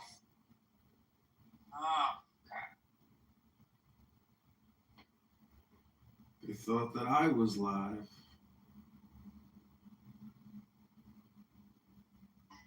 Critical resources. Life-changing research comes to a halt. But when universities thrive, the reverse is true. Students climb higher. All right, Greg, I drove down to Peoria recently. We'll do a conference video call first and in person.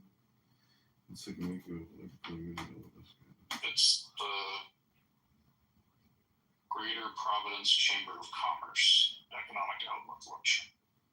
Business investment in equipment and intangibles has picked up from last year's pace, largely reflecting the AI build-out. As noted in the September Beige Book, which I bet you wonder what it is, the September Beige Book, that's a report that gathers qualitative information across the Federal Reserve System. We'll talk about it later. Businesses continue to say that uncertainty is weighing on their outlook. Measures of consumer and business sentiment declined sharply in the spring. They've since moved up, but remain low relative to the start of the year. In the labor market, there has been a marked slowdown in both the supply of and demand for workers, an unusual and challenging development. In this less dynamic and somewhat softer labor market, the downside risks to employment are present. The unemployment rate edged up to 4.3% in August, but has remained relatively stable at a low level over the past year. Payroll job gains should slowed sharply over summer months as employers added an average of just 29,000 per month over the past 3 months. The recent pace of job creation appears to be running below what we call the break-even rate, that is the rate needed to hold the unemployment rate constant. But a number of other labor market indicators remain broadly stable. For example, the ratio of job openings to unemployment remains near 1, and multiple measures of job openings have been moving roughly sideways, not down, as have initial claims for unemployment insurance. Inflation, meanwhile, has eased significantly from its highs in 2022, but remains somewhat elevated relative to our 2% longer-run goal. The latest available data indicate that total PCE prices rose, that's personal consumption expenditure prices, that's the inflation measure that we follow most closely, rose 2.7% over the 12 months ending in August, up from 2.3% in August 2024. Excluding the volatile food and energy categories, core PCE prices rose 2.9% last month, also higher than a year ago. Goods prices, after falling last year, are driving the pickup inflation. Incoming data and surveys suggest that those price increases largely reflect higher tariffs rather than broader price pressures. Disinflation for services continues, including for housing services. Near-term measures of inflation expectations have moved up on balance over the course of this year on news about tariffs. Beyond the next year or so, however, most measures of longer-term inflation expectations remain consistent with our 2% inflation goal. The overall economic effects of the significant changes in trade, immigration, fiscal, and regulatory policy remain to be seen. A reasonable base case is that the tariff-related effects on inflation will be relatively short-lived, a one-time shift in the price level. Now, a one-time increase does not mean all at once. Tariff increases will likely take some time to work their way through supply chains. As a result, this one-time increase in the price level will likely be spread over several years and show up as somewhat higher inflation during that period. But uncertainty around the path of inflation remains high. We will carefully assess and manage the risk of higher and more persistent inflation. We'll make sure that this one-time increase in prices does not become an ongoing inflation problem. Turning to monetary policy, near-term risks to inflation are tilted to the upside, and risks to employment are tilted to the downside. A challenging situation. Two-sided risks mean that there is no risk-free path. If we ease too aggressively, we could leave the inflation job unfinished and need to reverse course later to fully restore 2% inflation. If we maintain restrictive policy too long, the labor market could soften unnecessarily. When our goals are in tension like this, our framework has long called for us to balance both sides of our debate. The increased downside risk. Last chance to pay before we send the boat to collections. Judged it appropriate at the last meeting to take another step toward a more neutral policy stance, lowering the target range for the federal funds rate by 25 basis points to 4 to 4.25%. This policy stance, which I personally see as still modestly restrictive, leaves us well positioned to respond to potential economic developments. Our policy is not on a preset course, but will continue to determine the appropriate stance based on the incoming data, the evolving outlook, and the balancing risks. We remain committed to supporting maximum employment and bringing inflation sustainably to our 2% goal. Our success in delivering on these goals matters to all Americans, and we understand that our actions affect communities, families, and businesses across the country. So thank you again for having me here. I very much look forward to our discussion. Thanks.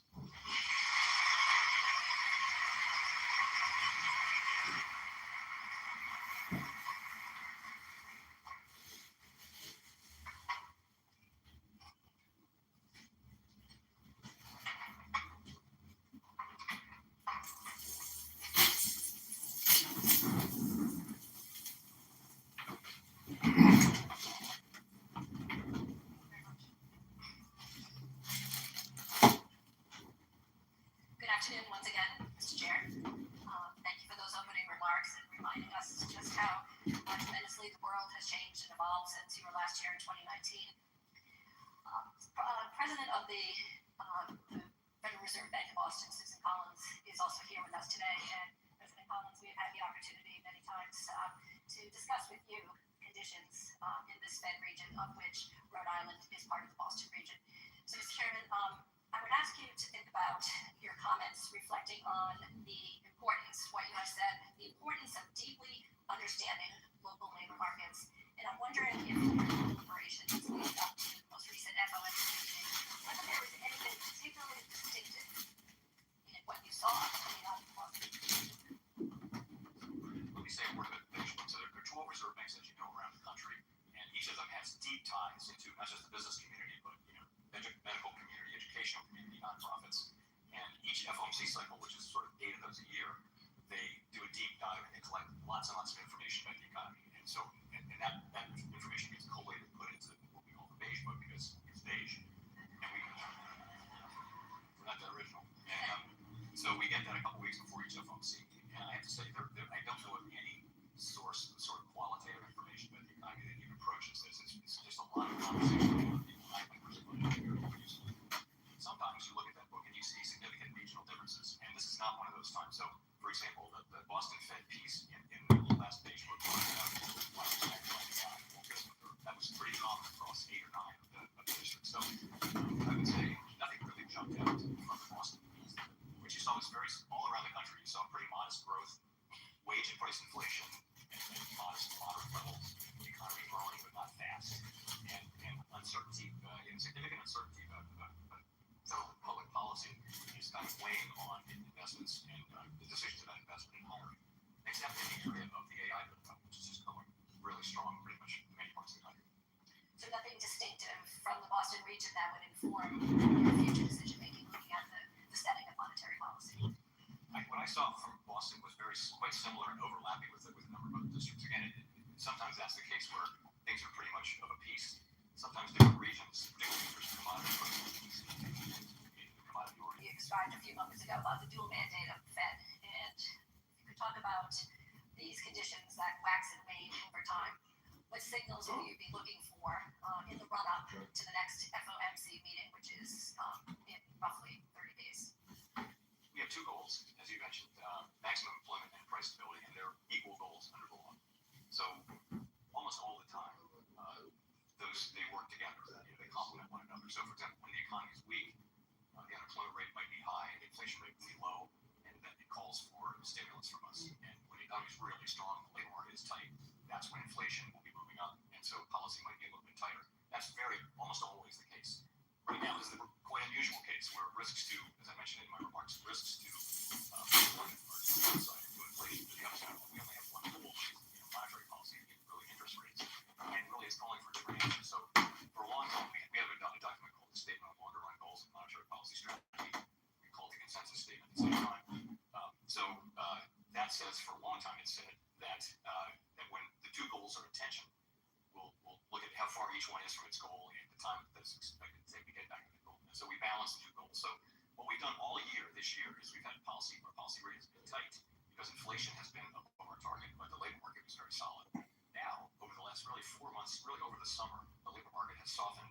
Payroll jobs have dropped a lot, so we can't really say that anymore. And I think what that told us is Congressman, we go back and inflation really needs to moderate. to defeat turn the hood on I-16, quickly implode $100 help jump and more out of districts in the defeat super tight for We look at the data very carefully, labor market data, growth data, inflation data, all the vast quantities of data that we get, and asking ourselves, is our policy in the right place? If not, we move it there. Some may wonder about the frothiness of the markets reaching record heights and also record valuations. How does the Fed think about that in the equation? Financial markets. So we monitor financial markets very carefully. Our policy works through financial conditions, so that's credit spreads and interest rate levels and equity prices in the aggregate that can affect spending, for example. We look at all of that, but really our focus is on our 2 goals, and that is maximum employment and price stability. And when we see one of them weakening, we're going to respond appropriately with our tools. And in this case, that meant reducing the federal funds rate by 25 basis points, and we'll see what the future brings. But that's what we do. We look carefully at financial conditions, more from a perspective though of financial stability. So we see that the banks are well capitalized. Actually, in the aggregate, households are in good shape financially. I know people at the bottom end of the income spectrum are under pressure. No question about that. But it's not a time of elevated financial stability risks. So the federal funds rate really governs consumer credit, but not so as it pertains to mortgage rates, correct? That's right. And how Fly away. Consumer is going to see any difference in the intervening months relative to an easing of interest rates and the ability and maybe even more confidence to spend. So we don't set mortgage rates, but when we change the federal funds rate, it will affect the mortgage rates and also all other consumer borrowing rates. Really, all interest rates that are on a floating basis will move a little bit or even a lot if they're short term, based on our moves. So the people will feel that over time. Also, it's not just these days. The market is pricing in the next 6 months what's going to happen to rates. So this is something that wasn't really the case 50 years ago. Now markets listen to us and follow, and they make an estimation of where they think rates are going, and so they'll price things in. And so longer term rates will move because of what the market expects. Market participants expect us to do. So you'll begin to see, and you're already seeing changes in rates long before we make the decision. It can often be already priced in. Is it fair to say that the Fed and the markets really have a higher tolerance for risk today, more so than perhaps before the pandemic? I think if you look at some prices, then they're elevated relative to historical levels. There were times before the pandemic when it happens periodically. Equity prices will move up and down, and we do monitor that. But we're not targeting any level of prices for particular financial assets. We don't have a view that we know what the right price of any particular financial asset is. We do look at overall financial conditions. We ask ourselves whether our policies are affecting financial conditions in a way that is what we're trying to achieve. But you're right. By many measures, for example, equity prices are fairly highly valued. Let's segue to the topic of AI and largely AI stocks and periphery stocks really driving the markets in many ways. Let's talk a little bit about the great unknown of AI. And if we think about various ages, our industrial ages, whether it be steam to electricity to the information age and now to the age of AI, would you consider this to be the most disruptive force ever in modern American history? I think it's way too early to say that. I wouldn't go that far. I would say clearly generative AI has all the earmarks of emerging technology that could be very important in our economy and in our society. But it's very early to be making that kind of bold statement. So what we're seeing is companies and institutions like the Fed for that matter, are starting to experiment with how this new set of tools can be used in our operations. It's very early days on that. I think we have to wait and see. That's a good thing. I know many of the large financial institutions and other central banks, and we are asking ourselves, how can this help us do our jobs better? And I think it's going to be a period of experimentation over a period of years. And the history is always that there's a lot of fear that technological innovation will eliminate jobs. What has tended to happen in history over time is it just raises productivity and creates new jobs to replace the old jobs. And that happens. And sometimes it can take a long time, but ultimately that has been the pattern for the last couple of 100 years. Is this not going to be different? I just don't think we know yet. I don't think anybody knows. You are a labor market futurist, also a historian, and the concept of AI and humans in the loop, very profound impact on the labor force. What are your thoughts about specifically agentic AI as a differentiator from generative AI? And how will the Fed be looking at the impacts of the workforce, the labor participation rate, given the unknown of what could happen with displacement around AI tools at all ends of the spectrum? Our tools work on demand. Higher interest rates, they work on demand. When there are structural changes in the economy, there's not a lot that an interest rate change can do for that. And so if you're talking about distributional issues or labor force participation or retraining or any of the things that come to mind in connection with those questions, that's really going to be something for legislators and the private sector. We of course, we have economists, and a good portion of them are studying what the potential effects of AI on the labor force, and many great economists around the country and around the world are publishing on that now. It really is too early to say. I think you can say that some jobs are going to be phased out. Some jobs are going to evolve, and people are going to be further trained and that sort of thing, and be able to keep a job like that. And there'll be new jobs that come. And how will that balance work out, and what will be the timing of it? It's just quite hard to say. But how does that factor into the deliberations on a near-term basis? Things are moving so quickly, and the observation and the argument that artificial intelligence isn't just impacting those entry-level jobs and those quasi-unskilled jobs, but really tentacles reaching into highly skilled professions, whether it be finance, whether it be communications and media, whether it be healthcare, whether it be law, finance. So all ends of the spectrum, highly educated individuals down to more easily automated tasks. Sort of a really interesting problem for those of you that are studying labor market economics. How do you approach that? Well, a lot of what we're doing with our time is trying to understand the current position of the economy, what's actually going on in the economy today. Pardon me. So part of that is hiring rate has really dropped. Job creation has dropped very sharply. So what are the factors there? So I mentioned earlier, I think, part of it just is there's a lot of uncertainty about the direction of public policy, and so companies are holding off. They're not hiring, and when you don't hire through attrition, your labor force shrinks, and you save money that way. That may be a way of passing on tariff costs. It may be something like that. So that's happening. Lots of questions around whether AI is a major factor associated with the relatively low hiring rate for people just graduating from school and just entering the labor market. And people are doing studies on that, and I looked at one from Stanford, another from the New York Fed last week, and the sense of it was we think we can find some evidence that generative AI is having some one of the reasons here, but we can't really say it's the main reason. We can't really say it's the main reason.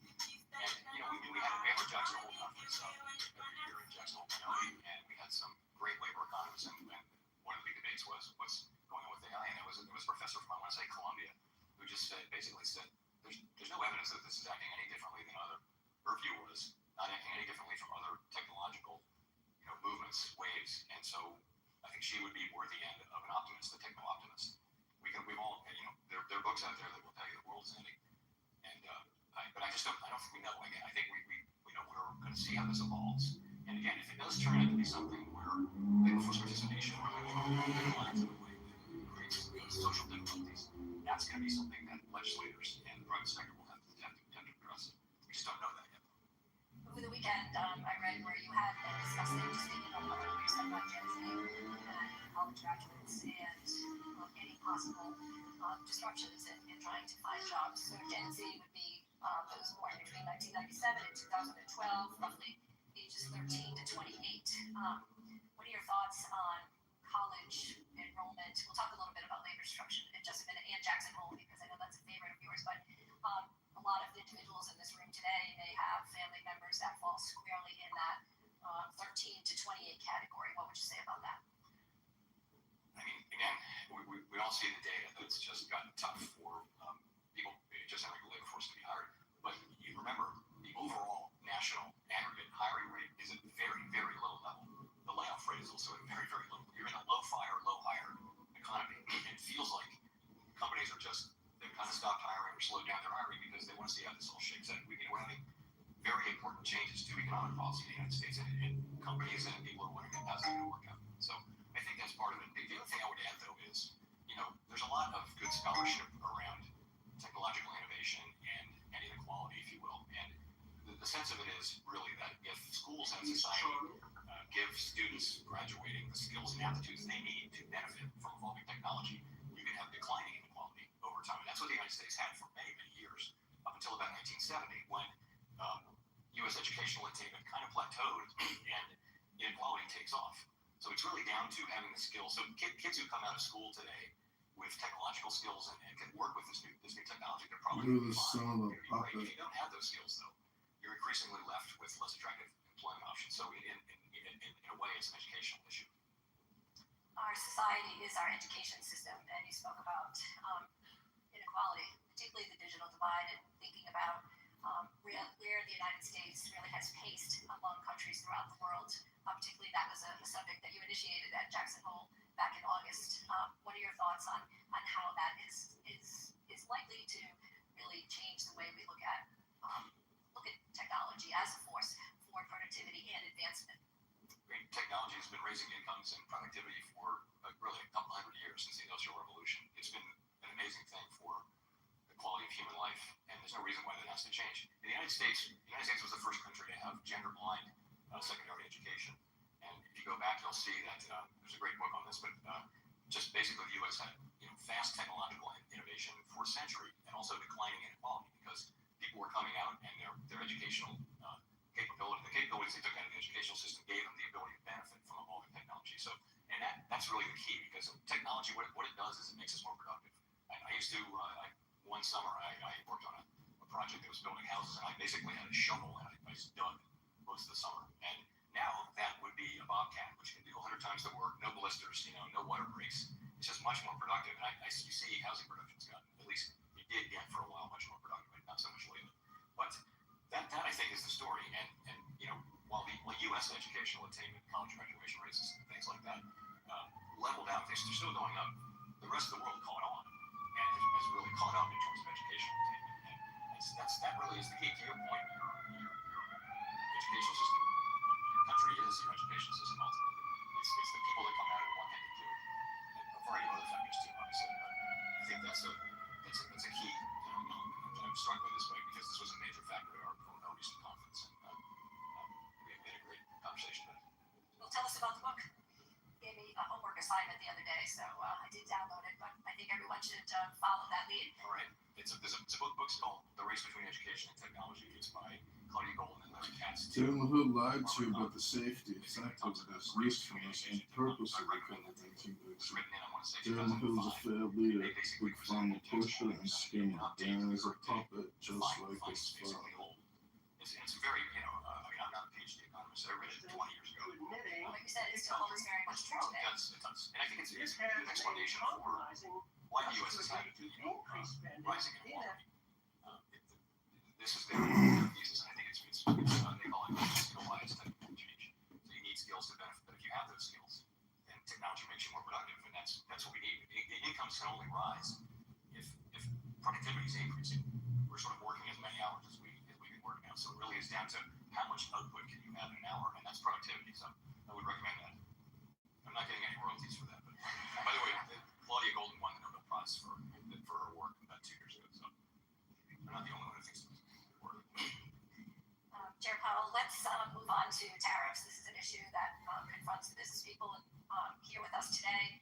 You addressed it very briefly in your opening remarks.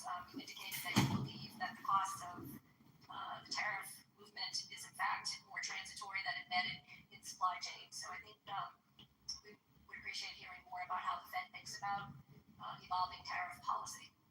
So we're now collecting a good bit of revenue. The government's collecting a good chunk of revenue, $300 or $400 billion a year pace. The question is who's paying that, and the candidates for paying those tariffs would be the exporter, the foreign exporter, or someone on our shores. It could be a company or a retailer, someone who's using the imported product to manufacture something, or the end consumer. And so and so far, it's incredibly early days. It doesn't look like the overseas exporters are carrying the bulk of it. It looks like it's that middle group. It's retailers and it's importers, and they're not passing along to consumers that much of the cost. So the actual effects on inflation have been quite modest so far. It's really not. It's a small amount, but I mean, for example, I mentioned that core PCE inflation is 2.9%. Maybe 0.3 or 0.4 of that is tariffs. So it's not the big factor. It's not a big inflationary thing, but it is something that is driving up inflation a bit. And the question is, are companies then are they going to eventually be able to pass that stuff through, and then that might drive inflation up a little higher. So we've been watching this since the beginning. Half our mandate is inflation, and I would say that the pass-through to consumers has been later and less than we expected. How much of that will continue, I don't know, but the responsible thing from our standpoint was to watch and wait because it was our job to make sure we don't make a mistake on inflation. Well, that was my question. Do you imagine that is going to change where the cost of tariffs will be more deeply embedded and passed on to the consumer? What do you foresee as... Our forecast, and I think almost all the forecasts are for there to be a one-time pass-through, which will go through the end of this year, well into next year. And then by the end of next year, the one-time increase from tariffs will be done, and you'll be back to the non-tariff related inflation, which should be much closer to our 2% goal. That's almost everyone's base case. It's actually our job to make sure that that's the outcome, though. So we can't be in a situation where we're just going to assume that. We can't leave that part of the goal unguarded. And so that's why we've been careful about cutting. We didn't want to cut too early. I mentioned in my remarks, cut too early, we may find out in a year that inflation actually wasn't under control. It's back up to 3.5% or 4%. Now, I don't think this is the base case, but that's the risk of cutting too early or too much. Of course, the risk of cutting too late, as I mentioned, is that we unnecessarily, the labor market is unnecessarily. There's no risk-free path, and it's a very difficult policy environment when your two goals are telling you two different things. You've got to make a compromise, and we really haven't been in that situation for many, many years. It does happen, but it's happened now, and we'll manage our way through it. But we sort of have to look at both of them as equal. We can't just say we're going to do this one and not that one, unless this one is clearly a greater risk. And now they're coming into closer balance, I would say. We do see meaningful weakness in the labor market now, very low job creation. The unemployment rate's still low, though, and the quits rate is low. And a lot of things suggest that the labor market has reached a kind of unusual stability of much lower demand and much lower supply for workers. It's a really unusual kind of a balance, if you want to call it that. But nonetheless, we think it's downside risk. If you could elaborate, what are some of the factors that are leading to depressed demand for labor? So depressed demand for labor, based on surveys and talking to people who are doing hiring, a big chunk of it is that they're just unsure about what to do. Businesses, and I'd like to talk to people after this. Businesses don't want to do a lot of hiring. They may be postponing major capex, major initiatives, major acquisitions, and maybe they'll replace workers who retire, but they're not looking to grow. This isn't every company and every part of every company in the world. It's just an effect kind of the margin. That's got to be part of it. I think that's the demand side. The supply side, of course, has a lot to do with immigration policy. So immigration was at a very high level for 2 or 3 years before this year, and now immigration has really gone close to zero, and immigration is not really contributing to the labor force growth now, whereas it's been most of what the labor force growth was. And now, so at the same time, you've got declining demand and also declining supply of workers, of new workers. One of your passions is demystifying the Fed. You enjoy speaking about it, and those that are Fed watchers are wondering, will there in fact? Well, it's a good time to end all this. This is Candidate John. Go to johnforcongress.com. Thanks for being here, everybody.